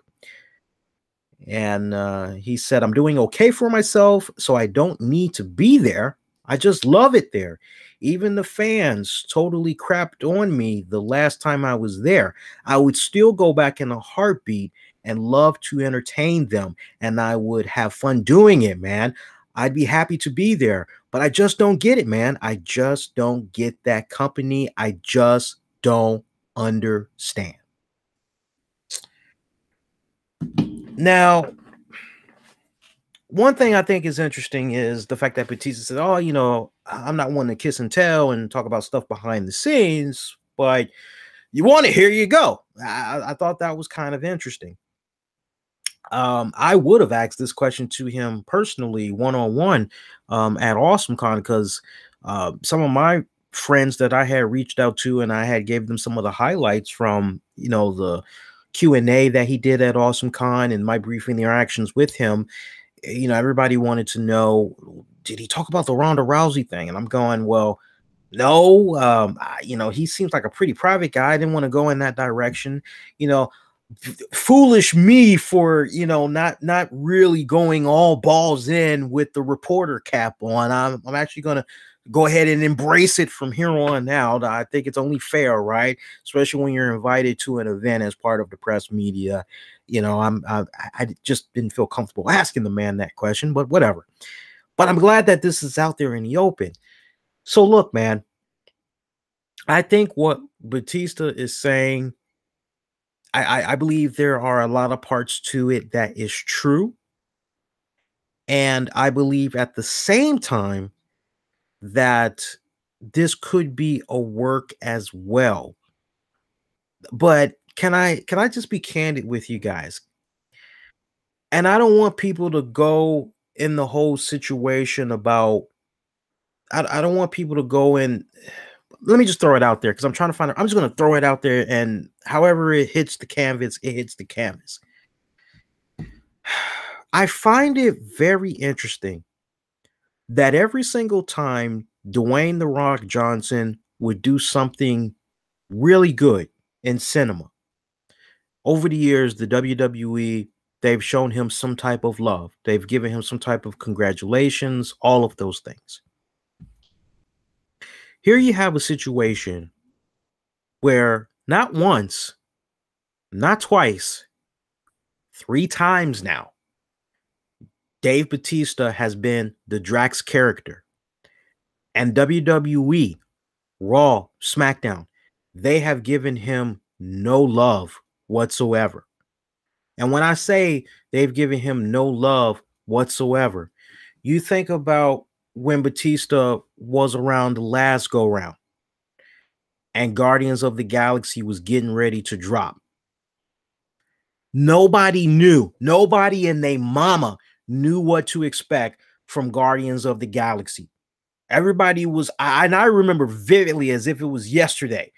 It's amazing too, because when you see a movie like Avengers Infinity War, you're reminded about the least littlest things. And I remember vividly when Guardians of the Galaxy was getting ready to come out, nobody was really sure what to make of it. Everybody was going, I don't really know if I'm going to see that movie. I'm really high on the Iron Man and the Captain America and the Avengers. I'm not really sure I'm going to see Guardians. I don't know. I'm on the fence about that. I kind of need to maybe see a trailer or maybe I need to hear from friends and family about that movie. And then when you finally did have the trailers roll out, a lot of people were going, I don't know. I'm still not really convinced. But then when the movie actually came out, it was really word of mouth that made a lot of people go, my God, okay, well, everybody said it's really good. I got to go see it. And then once everybody went to see it, it was pretty unanimous that, oh, wow, what this was actually a really good movie. Okay. And it's not about exotic mods. It's not about Batista being The Rock. Let's slow the roll down a little bit. Let's slow the roll down a little bit. Don't look so clear cut in the direction of, well, Batista's not. Don't look in that direction. I want you to look at it from the standpoint of this. You worked for my company. You worked for my company for X amount of years. You made me a lot of money, and as a result of that, I put a lot of money in your pocket. Situation occurs where you decide that it's time for you to move on with other endeavors. You and me did great business together. You and me, as a result of doing business together, we became good friends as a result. And I respect the fact that now you're in the position where you feel as though you need to expand your horizons more. You need to go see what other challenging opportunities are out there. But you tell me, hey, look, I'm going to finish out my employment here. You know, I'm just giving you a good heads up. And you're not even giving me a 30-day notice. You're giving me like a 3 months notice that you're going to be rolling out. You're giving me plenty of time to try to find the right person to fill your position, right? And so you move on. You do bigger and better things. But you always, when you get the opportunity, you always call me. You tell me, you know, you check in. You tell me how things are going with you. You ask me how I'm doing. And, you know, when it's all said and done, if that respect is there, man, well, you know what? Just to hear that you're able to continue to do these, oh, that is so great. I'm really glad to hear that. And you know what I'm probably going to say to the employees that work up under me? You know, hey, you know, you guys, you could maybe be in a position like Tom. You could maybe be in a position where like Peter, and you know, you could work here for X amount and make really good money, and then when the time comes you move on to something else, and that's something else that you move on to, you know, it's really awesome and everything. You move on to bigger and better things, but you never really forget where you had got your first big break. Okay. And what I'm saying is, when it came to Guardians of the Galaxy, Be honest with yourselves. How many of you all remember the WWE saying, hey, we just got to take this time out to recognize one of our own, Dave Bautista. My God, his Guardians of the Galaxy movie is doing phenomenal in the theaters. Congrats to Dave Bautista. He's doing really well for himself. Yeah, definitely. Always. Once a WWE member, always a WWE family member. Shout out to Dave. You never heard that. You never heard those accolades given. Those encouraging words. You never heard that be passed on to Dave Bautista. And the stigma that you have floating around back then, and see, that's the other thing, Exotic Mods, gotta correct you again, man. And Dave Bautista said it himself as recent as 2 weeks ago. Dave Bautista never quit on the WWE. That is maybe how it had appeared storyline wise, but Dave Bautista went on record and said that both times that he had left the company, he had fulfilled his contract to the T. X amount of dates, those are the dates that he had fulfilled. As a matter of fact, and this is well documented, when he was with the WWE the last go round, he actually was supposed to be gone from the company, but he had extended it, I want to say 2 to 3 months on a verbal deal, on a verbal slash handshake. He didn't want to leave the company in a really bad spot, and he wanted to give them the appropriate time to write out his character. So he stayed an additional 2 to 3 months so WWE could tie up all loose ends, try to utilize him as best as they could, while also giving him a decent exit. Okay. So those two occasions that you're talking about, sorry, hate to bust that, but that is, it's sad that that manifested the way that it's manifested over the years, but he did not quit the company. He did not. So, if you're going to talk about it, really make sure that you're doing all your homework and you're crossing off your X's and O's. Okay. This isn't a situation where, well, Dave Meltzer, you got the man himself. And this was like at least 2 weeks after I had did Awesome Con, where I saw Dave Bautista in person, that he went to social media and he had addressed this rumor about how he had quit the company twice. So let's get that out the way. So for me, I just think that when you look at what went down with Guardians, and then you had this report floating around that Triple H and crew, they didn't like the fact that basically this movie, they felt originally Guardians of the Galaxy, it was going to be weak, that it wasn't anything serious to be focusing on. And then once they saw how like explosive it had became, supposedly that had made them a little bit bitter, that made them a little jaded, because it's like, well, what the hell? All right. Now fast forward a little bit. Fast forward a little bit. Maybe that's a little bit too far for you guys to remember. How about when Guardians of the Galaxy 2 came out? That's a little bit more recent, yeah? Do you guys remember when Guardians of the Galaxy 2 had came out? When Guardians of the Galaxy 2 had came out, there was no love from WWE to Dave Bautista.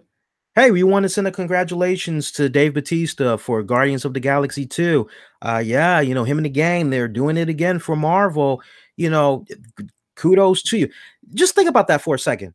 For a company that has gone on record a couple of times and they have said, oh, well, if Disney were to come a knocking, yeah, anything is possible. We're always open for business. We would love to, work with Disney. Anything's possible. We're open. We're open to negotiations. We're always open for the right price, right circumstances. Yeah, we're always open, right? So that would be kind of cool to get on the, but see, I'm starting to kind of pick up the pattern here. It almost kind of comes off as if, well, it almost kind of comes off, I swear, that it's a pick and choose of who they want to talk about and when they want to talk about it, and if it truly is going to benefit them. That's just honestly how it really, really comes off. To the point, since a few people want to throw in The Rock, right? When Rock had Rampage, come out.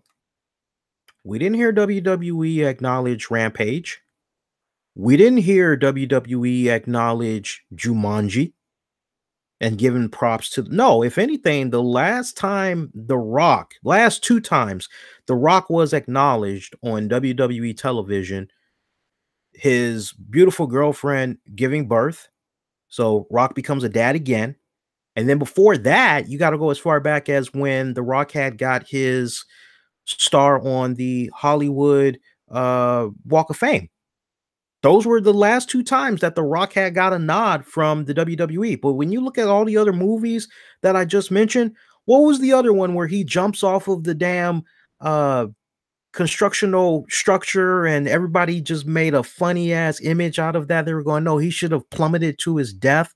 Skyscraper or something like that.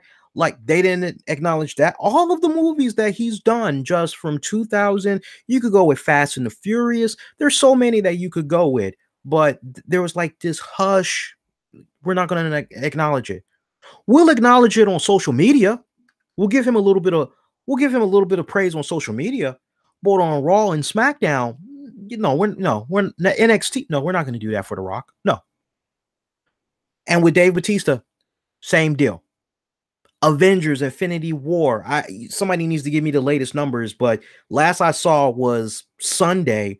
It was estimated that they pulled in $630 million out of a $300 to $400 million budget. Now that's probably jumped tremendously since then.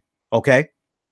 But you look at how well Avengers, and hey, if there was ever a time, hey, we want to send a shout out to Dave Bautista and the good kind people over there at Marvel. Looks like they're tearing it up with Avengers Infinity War. Boy, I tell you, Cole, it's really nice to see one of our own continuing to do good in the box office there. Yes, but John Cena, Mark Brown points at, but John Cena, if he gets involved in a little, it seems like every other film, at least every other film, John Cena, he gets a nod. And this is stuff for the most part that is not even tied to the WWE. So, I'm baffled. I'm really baffled at the fact that WWE does not show the type of love that Bautista should be getting. And the point I'm making is, here is a guy that's saying, hey, man, I would love to come back to the WWE. I would love to come on back, just one last run. And I'm sure he's very inspired right now because of what he saw with the Icon Sting. And he saw what had went down with Goldberg. I'm sure he's looking at those guys. And hell, he's probably even looking at the last few times that The Rock had came back. And he's probably just saying, man, if there was ever a time for me to go out and really go out on top and go out on my terms, man, I would love to go out like this. Here's a man that is acknowledging not only his own mortality, but is also acknowledging his own physical capabilities in the ring. Here's a guy that's saying, look, man, I'm going to be 50. I may look good, but come on, man, I don't want to be 55. I don't want to be going on no damn near 60 and I'm still in my trunks doing this. Let me go in there just one last time, just one last hoorah. And you know what? For Dave Bautista, yeah, he should. He really should. Now, you got the reports floating around out there that Triple H and crew were trying to put upon him accepting a Hall of Fame induction. He didn't want that Hall of Fame induction, though, because as far as he was concerned, he wanted to do one more match, then he does his Hall of Fame induction. And that supposedly that had rubbed a few people the wrong way. I can't confirm or deny that, but the only thing I can just go off of is what we've been getting these past couple of years. And it is pretty messed up how they have been doing the man. I must say. You got this guy involved in some major you got this guy involved with a major movie production company in Marvel Studios, putting out money blockbuster hits. You got a guy saying, hey, I'm willing to come back. I will come back full time. I'll work house shows for you guys. I just want to come back and I just want to have one last good run. That's all I want. And he wants to work with and I have no problem with him wanting to work with Triple H. I have no problem with that. I mean, honestly, I look at those 3 pay-per-views where Triple H and Bautista had worked with each other, and Mike, that was awesome. And with what I had saw of Triple H and John Cena at the Greatest Royal Rumble event, you know, it was a nice throwback. Let me say that. Anybody that did not check out that match, it was a good match. It really was. Nice throwback to what they were doing in the earlier 2000s. Yeah, you know what? Right storyline. I don't blame Batista saying at this point, I just want to work with Triple H. Now, he's not saying, give me Triple H, nobody else. If he's willing to come back, work the house shows and all that, man, I'm hooking that dude up. Okay, as long as you're gonna do your part and try to help us advance some of these up and coming talents, you scratch our backs a little bit and we're gonna give you that payoff. And as part of that scratch off process, I need to see Batista work with an AJ Styles. I need to see him work with a John Cena one more time. I need to see him work with a Roman Reigns. I need to see him work with a Shinsuke Nakamura. I need to see him work with a Samoa Joe. I need to see him work with a Brock Lesnar for however long they're going to have the man. All right. But there's so many good Undertaker. There's so many good things that you could do with Dave Batista coming back. He's going to come back. Make no mistake about it. I got him coming back. And I think what was put out there, WWE has been very savvy these past, I want to say 4 years tops in utilizing social media to get people talking. They've been doing a savvy job in putting out certain information and radio interviews and TV interviews, things of that nature, to really try and plant the seeds of some type of a program or whatnot. And I honestly, now look, the interview that he did this on, it is in no way part of the WWE circle. It ain't part of Peter Rosenberg. Uh, who's the other one? Sam Roberts. But I can tell you that because the guy's based out here in DC. I don't know his name right now, but I actually saw him a few times when I went to DC Improv for Jim Ross and Mick Foley's one-man show events. And I can say this much. He is on the safe list for when WWE is doing some type of an event out here, or maybe, yeah, from what I remember over the years, whenever WWE is doing a little something, he seems to be on that very short list of talent that will have access to WWE stars. Now, I don't know if things have changed the past couple of years and he's no longer getting interviews from WWE. He's no longer able to interview talent. But last I heard, he's still interviewing guys on the roster currently. So I would imagine that part of what Batista was saying is legit. But at the same time, I think seeds are being planted for an eventual return. And I'm gonna leave it at that. I hope it does happen for the man. I'm a big fan of Dave Bautista, always have been since first time I saw him. So I really hope he does get what he wants, just so he can go out on good terms. And ultimately, what better way to go out than someone that is your best friend in Triple H? Who better to work a program with and probably have a really good matchup, a really good rivalry than the game himself? Yeah. Moving along. Interesting Impact Wrestling news I want to share with you guys. How many of y'all remember Santino Marella? Well, Santino Marella is going to be hooking up with Impact Wrestling. I believe it begins this Wednesday at 4 p.m. Eastern or next Wednesday at 4 p.m. Eastern. He's going to be co-hosting a live Impact Wrestling Twitch show. Yeah, that's what I said. I was like, what? Santino Marella. Now, there's a guy that would have been cool to see him at the Greatest Royal Rumble event. That would have been pretty damn awesome. Talk about a nice cameo in the Royal Rumble. That would have been badass, but for whatever respected reason, That did not come to be, and now Santino is hooking up with Impact Wrestling. Yeah, the name of the show here, from what I see here. Yeah, let me pull this up here. Let me pull this up here for you guys.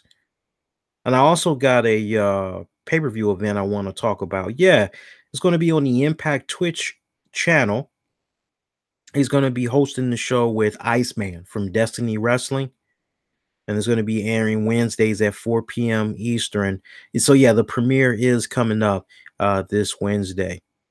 And it is called Behind the Lights. So I'm actually going to be checking that out. I'm actually pretty pumped for that. And while I'm talking about Impact Wrestling, I know I don't really show them a lot of love, but Impact Wrestling announced the Penta Does Iowa Twitch event that's going to be airing Saturday, May 5th from the Pro Wrestling Revolver event in Iowa at the Val Air Ballroom. It's going to begin at 8 p.m. Eastern. You'll be able to see this on the Impact Twitch channel. That's going to be celebrating Cinco de Mayo with an Impact versus PWR theme. Check out this lineup. You got Eli Drake taking on Clayton Gaines, Sammy Callahan, and Ohio versus everyone or everybody, OVE. They'll be taking on X Division champion Matt Sydal and the Rascals, Damon Xavier and Zachary Wentz. Tyler Valkyrie will take on Jessica Havoc. That should be a good one. World champion Pentagon Jr. will take on Jimmy Jacobs. Shane Strickland will take on Jason Cade. Matthew Palmer's hosts an open invite championship scramble. And you got a House of Hardcore Rules match, Tommy Dreamer versus Jake Manning. And in your main event, The Dirty versus Zero Gravity versus Knight Rider. So pretty damn solid card. Also, Impact Wrestling, they're going to be airing their one night only Zero Fear pay-per-view event. That'll be on Saturday, June 5th at the Don Colliff Arena in Ontario, Canada. That event is scheduled to run from 7:30 p.m. until 11 p.m. local time. And that should be a good event as well. So for you Impact Wrestling fans, I had to show you guys a little bit of love there. Also, it's sad that it had came to this, but Ariya Daivari, he has been receiving death threats as a result of that segment he did at the Greatest Royal Rumble. And he actually had to issue an apology where he basically had said, hey, look, the character that you had saw at the Greatest Royal Rumble, make no mistake about it, at the end of the day, just like in the movies, an actor plays a part. I was just playing a part as part of a entertainment show. I was only doing it for entertainment purposes only, in no type of way, am I like that character in real life? That's kind of, it's, and somebody actually had brought up a good point to him. They said, man, Daivari, why are you apologizing? Like, you don't see actors apologizing for roles that they take on that is very controversial and has a lot of people going, what the hell, man? Well, and blasting them and everything. But he said he had received numerous death threats. He didn't say from who exactly, but that he just really wanted to jump out there and set the record straight. Me personally, the times have changed, sadly. This isn't the 70s, the 80s, hell, even the 90s anymore. I mean, so many people are very outspoken, and nowadays to have a character like Daivari cut the type of promo that he had cut at the Greatest Royal Rumble, yeah, I would imagine that there would probably be some serious backlash. And honestly, I think it kind of sucks that he had to jump out and issue this apology rather than embrace it and milk off of it. I mean, you don't see Sammy Callahan for all the crazy stuff that's been happening with him and the opponents he's been facing and the physical whoopsies that's been kind of coming about here and there. For all the controversy that has come about, it hasn't slowed him down. It hasn't stopped him, and it hasn't put him in a position where he's being apologetic to those that may be offended or whatever. He's like, hey, it's getting me name recognition, is giving me the buzz of which I seek, is putting more money in my pocket, is getting me booked. Psh, bump that. I'm still doing me. So for Daivari to issue the statement that he had issued, it must have been some pretty serious and heavy stuff that came his way, and he just wanted to try to nip it in the bud while it was still early. So I hope this does it. I hope this statement that he had put out, I hope it solves a lot of his problems. I really, really do. But, you know, sadly, you're always going to have people, it's still real to them. And even if you were to apologize, you're still going to have people that's going to be like, well, even if it's so that you were just playing a part, just the fact that you would accept this role and be part of what some would consider to be a disgusting act of entertainment, you should be ashamed of yourself. So no matter what type of statement he puts out there, no matter how many X's he crosses off, there's still going to be people that's going to be offended by this. And that's the bottom line. And honestly, I've learned a long time ago, you can't please everybody. The best thing you can do is just go out there, do you, love what you're doing, and don't be apologetic. Just keep rocking on, man. Keep pushing forward. That's all you can do. We were talking about Ariya Daivari. Interesting news for you Muhammad Hassan fans. This made my day when I had heard about it. So Muhammad Hassan made his return to the ring after 13 years. Yes, after 13 years, Muhammad Hassan, real name Marc Copani, he had made his return at the Dynasty King of Thrones event in Amsterdam, New York. And, you know, I've always been a big fan of Muhammad Hassan. I thought the timing of his character, everything, I thought it was just right. I thought it was a nice, good kick to the groin of it's almost like a Shinsuke low blow, you know, one of those type of blows, you know, to see the Muhammad Hassan character in full effect. And I'm telling you, left and right, you want to talk about people that had legit gripe, people that were legitimately pissed off. Muhammad Hassan was that man. The promos that he would cut on America and how he would just bring in his heritage, and oh, I loved it. I loved it tremendously, man. But you know, FCC, they came a knocking too many times.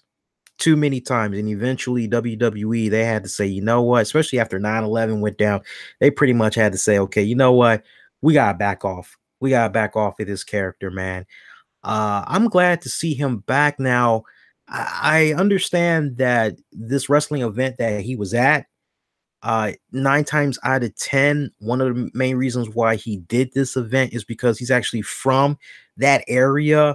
So for all we know, this might have been done as a favor to somebody. You never know. So, you know, as excited as I am to hear that he had came back, and from the little bit that I had saw of his match, you know, looks pretty good. You know, he's pushing 37, great shape, almost to that of the shape we remember him from last when we had saw him. And it's great to see this resurgence come about. And I got to give a lot of props to my good friend Raj Giri from over at the Wrestling Inc. website, because I can't remember the editor, but there was an article that had did like this great chronological timeline of Muhammad Hassan's career, and kind of like a where are they now or whatnots. And that's really what had got the ball rolling. It was that article from, I want to say, it feels like now time flies, so you got to forgive me, but it feels like that article might have been 2, maybe 3 years ago. And that is really what had got everybody talking again and going, well, what did happen to Muhammad Hassan? What happened to that dude?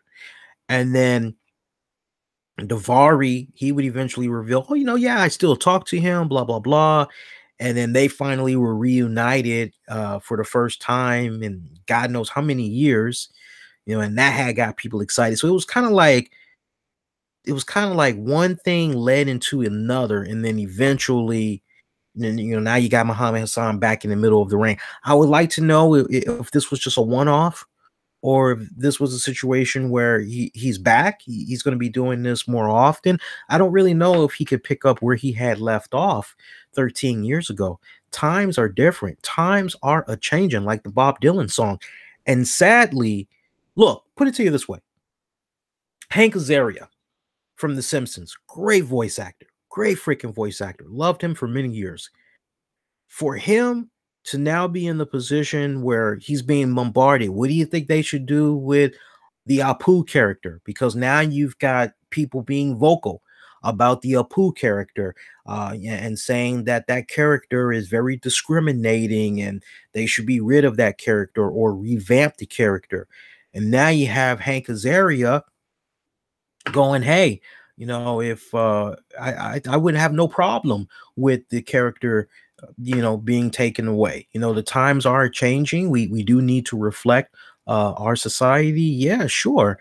And I thought the whole point of comedy 90% of the times was to put yourself in a position where you can just forget about all things that, maybe are reality, but ultimately, I thought the whole point in comedy was to just take a step back and laugh at the world that you're in, laugh at yourself, laugh at the people around you. I thought that was the whole point.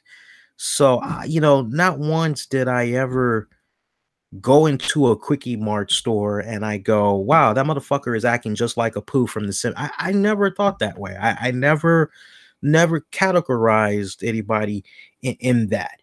I mean, in North America, you go to your 7-Elevens, you go to your gas stations. Who's typically at the counter? It is typically either an Indian, a Muslim, a Japanese person, Korean. Very rare will you see a Hispanic. Once in the blue moon, you'll get an African. But for the most part, it's Indians and Muslims and Ethiopians. So I don't really see how that's discriminating in any type of way. But looking at how now people are kind of going in the uproar about the Apu character from The Simpsons, come on. Muhammad Hassan in 2018, it would be like trying to have on an episode of All in the Family. One of my favorite episodes of All in the Family is when Archie Bunker needs to get a blood transfusion because something weird was going on with him, and it turns out he gets blood from a black person. And some of the colorful language that he had used, or how about the episode where there's some Ku Klux Klan members that come to Archie and they wanted to burn a cross. I think they wanted to burn a cross in front of his home to make a statement that no blacks are allowed or whatever. I mean, combine those with the colorful language that Carol Connor's Archie Bunker character used on certain episodes. Man, can you just imagine that unfiltered? You ain't going to find it unfiltered on today's channels that it comes on. I mean, it's edited like a mother. No, in 2018, it just wouldn't work. Sadly, it just would not work. I would love it to. I put a tweet out about Muhammad Hassan. I said, my God, if I'm like this, if he's really back, that's great. I could just, from a writing standpoint, because I love to write. I've written stuff over the years, little short stories and everything, poems and all that. I would love to write material for Muhammad Hassan. If I could just give me the green light, I will take the heat writing the stuff. I would love to just, God, 420 was 2 weeks ago. Why are we just retweeting that? I hate when stuff like that happens. You ever notice that when you get a tweet and you see that somebody had retweet something that you had said from 2-3 weeks ago, and you're going, what's the whole point? And then when you see who retweeted it, usually it's a porn star that retweets your shit. That's usually it. Point being, let's see who retweeted this here. We'll see who retweeted this. Whatever. See, this is what I'm talking about. It's another goddamn porn star. Look at it. Block that. It's like, block that. Block you. Screw you, porn star. You're blocked. You want to brag about who you've been blocked by? Well, now you've been blocked by the RCWR show. I hate that crap. Anyway, go into some other headline. Oh, you know what? Go back to Impact Wrestling one more time. I was talking about that. Katerina Waters, aka Katie Lee Burchill, aka Winter, when she was in Impact Wrestling, she's actually hooking back up with the company. They're getting ready to do a tour in a couple of weeks, and as part of the promotional poster, she's on it. So she was one of the first handful of guests that the RCWR show had when we first began doing this show back in 2011. So that I'm happy that she's come back. I mean, she's been relatively quiet these past several years. So I don't know, maybe we need to get in contact with her and have her back on the show again and find out what's been going on with her. So what else we got? John Cena looks like he's going to be starring in a new movie directed by Dwayne "The Rock" Johnson and his $7 production company. So congrats to John Cena for that opportunity. Paige's movie that's being produced by The Rock on her biography, that's been pushed back. Looks like it's been pushed back to September because its original date, there was a lot of competition out there, and they wanted to try to give Paige's movie all the opportunity that it could to succeed. I would imagine limited theaters, they're probably going to be doing it. And let's look at the Backlash card. I want to get into the Backlash card real quick here. Let's pull this up and I'll dive into just a couple of more headlines. Let me just keep track of time, make sure we're still doing good on time here. That ain't too bad. Okay, so we got the Backlash card. I'm gonna end it on the Backlash predictions here because I mean, pretty much other than that, we like really got the gist of the show out of the way here. And what is going on? Do I got too many windows open? What's going on here? There we go.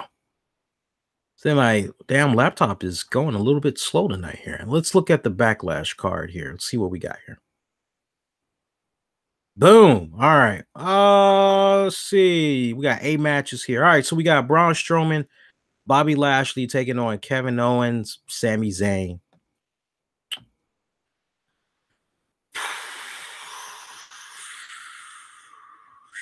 I'd like to see Strowman and Lashley. I'm glad that WWE is continuing to allow these two guys to work with each other. Actually, you know, I'm thinking about it a little bit more. Let's see Kevin Owens and Sami Zayn pick up a little bit of momentum in their favor. Actually, I could see, yeah, let's see Kevin Owens and Sami Zayn win. As far as who's going to eat the pin, Bobby Lashley. I could see some type of a cheap roll up. Daniel Bryan taking on Big Cass.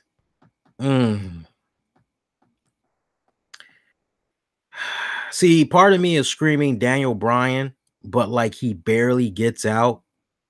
I'm seeing something like that going down. He barely gets out. It pisses off Big Cass, sets up a rematch or something like that. I could see something of that nature going down. I wouldn't be surprised if this ends up being a best 2 out of 3. Roman Reigns takes on Samoa Joe. You would be led to believe that Roman Reigns is gonna pick back. Yeah, you're led to believe Roman Reigns is gonna pick up a win here, given he's basically lost Brock Lesnar 2 consecutive times now at 2 consecutive events, and just kind of having that thought in the back of your head that Roman Reigns is going to eventually lock it up with Brock Lesnar. Yeah, Roman Reigns is probably most likely going to go over Samoa Joe. Carmella taking on Charlotte Flair for the SmackDown Women's title. Interference from the Icons. It could very well happen. I could see it playing about. Does maybe Asuka try to get involved too? Maybe try to come to the aid a little bit for Charlotte Flair, or maybe Becky Lynch. There's just going to be a whole lot of shenanigans going down in that one. I'm seeing, and I think as a result of that, Carmella's going to be able to capitalize and retain the SmackDown Women's title. Meanwhile, for the Raw Women's title between Nia Jax, Alexa Bliss, Nia Jax retains. Nia Jax retains. Jeff Hardy taking on Randy Orton, United States title.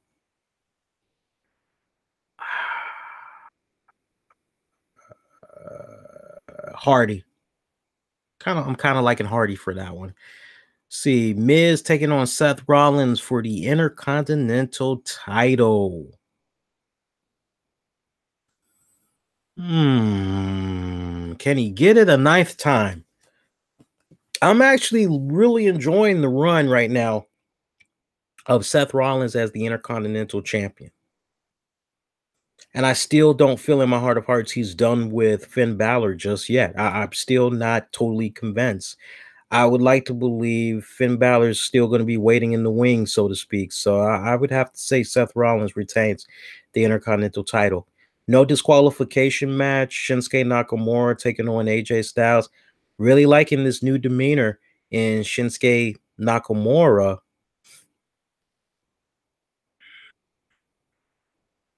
And it's a no disqualification match.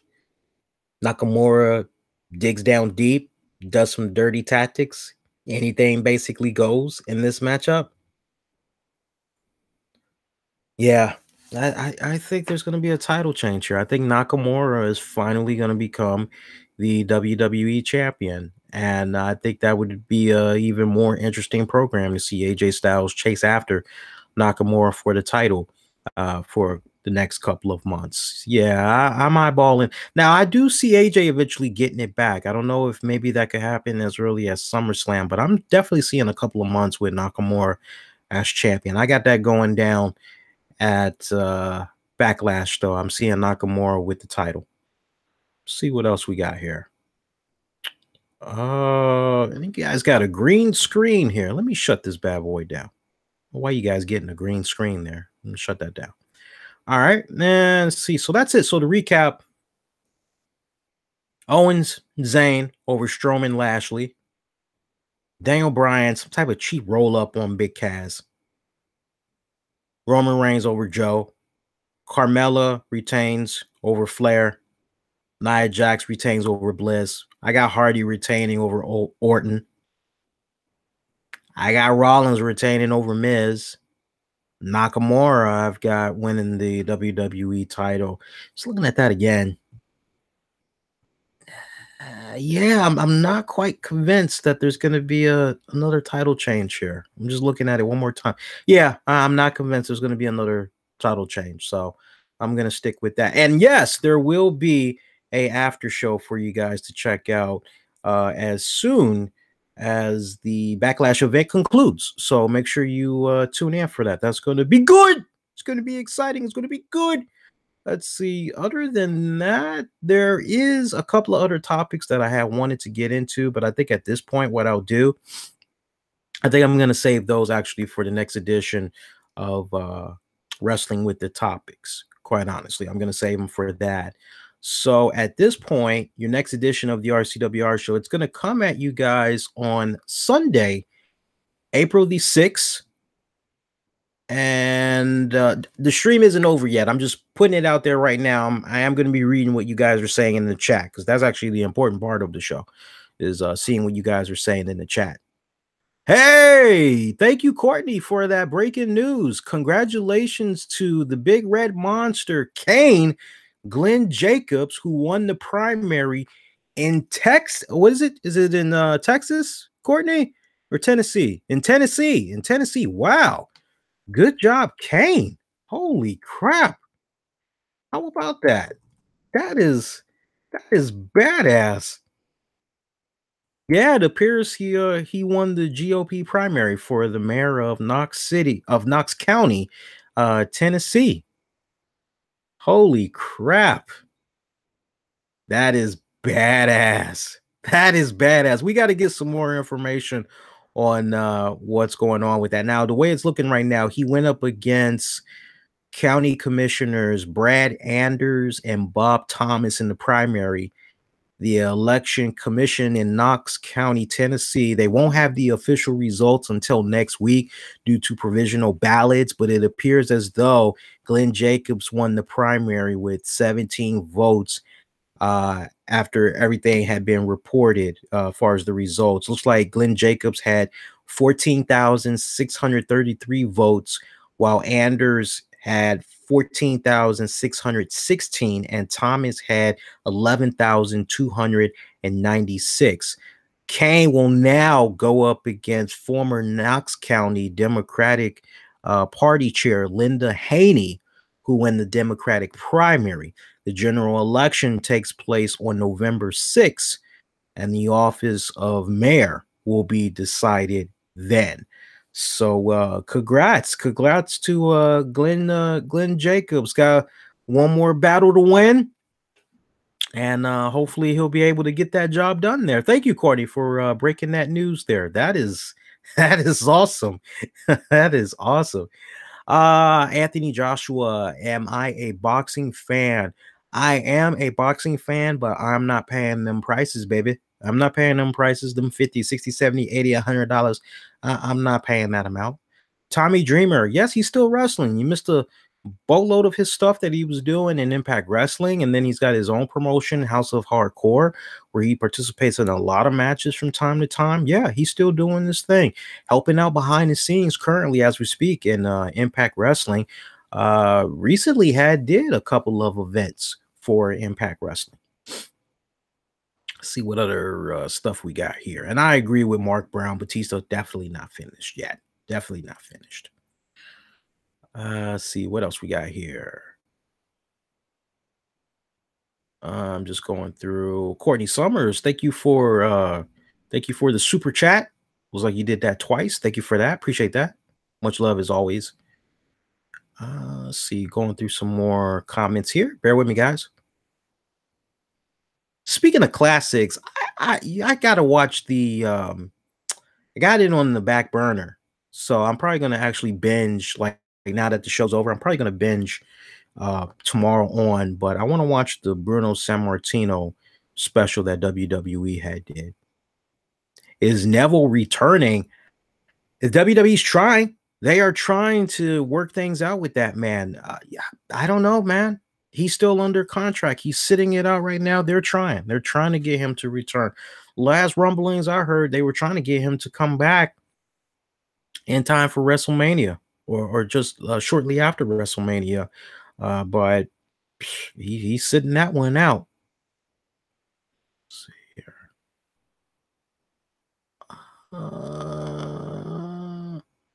Jeff Hardy injured. You got to specify. He seemed pretty okay to me. When I saw him tonight, he seemed pretty good. Oh, let's see what else we got here. Yeah, I keep forgetting about Dean Ambrose. He has been gone for a while. Okay, so that's good. What else here? Oh, hands down. Yeah. Big Cass, future WWE. Yes. Yeah, if he can stay injury free for a good minute, wrestle a little bit smarter. Yes. Hell yes. I agree with Houston. Yes. If Jason Jordan had more charisma, yes, because he's got the look down. The in-ring ability is there. Yeah, definitely. He's got a great look. Great look, great body. You could definitely market that. All ages, all gender. You can market that very well. But yeah, the charisma is definitely it's not even old man Bob Backlund bad. It is in a completely different league of its own, man. Seriously, it's in a completely different league of its own. Shout out to Houston, shout out to Exotic, shout out to Mark, shout out to Anthony, shout out to Courtney, shout out to who else am I missing here? Shout out to DJ. Shout out to DJ. Shout out to Chris. I think it's Chris. Yeah, shout out to Chris De Rosa. Shout out to Chris. All right, and see what else here.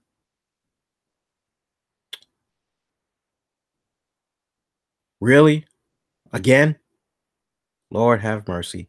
The one time you put out a tweet wishing everybody a happy 420 and weeks later you're still getting retweets. It's over, people. Get over it. Good God Almighty. Some of you guys smoke weed every day. I get it. All right, so I'm gonna go ahead. I'm gonna shut this bad boy down. I gotta see if the little lady came home. I have yet to hear her even tap on the door and poke her head in, because she usually makes a little bit of a cameo. Let me know that she got home okay. So I'm actually a little bit concerned right now, because should have heard something by now. So, all right, I'm gonna go ahead. I'm gonna shut this bad boy down. Remember, you're gonna get something Sunday, yeah, and then your next edition, I'll come at you Tuesday, May 8th, after SmackDown goes off the air. Follow me on Twitter, Facebook, Instagram, YouTube. Use the keywords the RCWR Show, right? And appreciate you guys that checked out this episode, man. You got a little bit of a deluxe edition for those of you that may be a little bit curious before we go off the air here. Maybe you are not home right now and you're a little bit curious what went down here. We got about a minute 47 to go in the fourth quarter. Steph Curry's back. Damn, I missed that. Can't wait to see the highlights. Golden State Warriors is, oh yeah, that's game. Yeah, safe to say they beat the Pelicans. It's 119 to 106 right now. You got a minute and 47 seconds to go in the fourth quarter. So yeah, I'll be up for just a hot minute checking out Inside on TNT. So for those of you that maybe want to tweet with me a little bit while that's on, feel free to get at me. But thank you for checking out this edition. I will see you guys next go round. I want all of y'all to be safe. Most importantly, be kind to one another. Adios.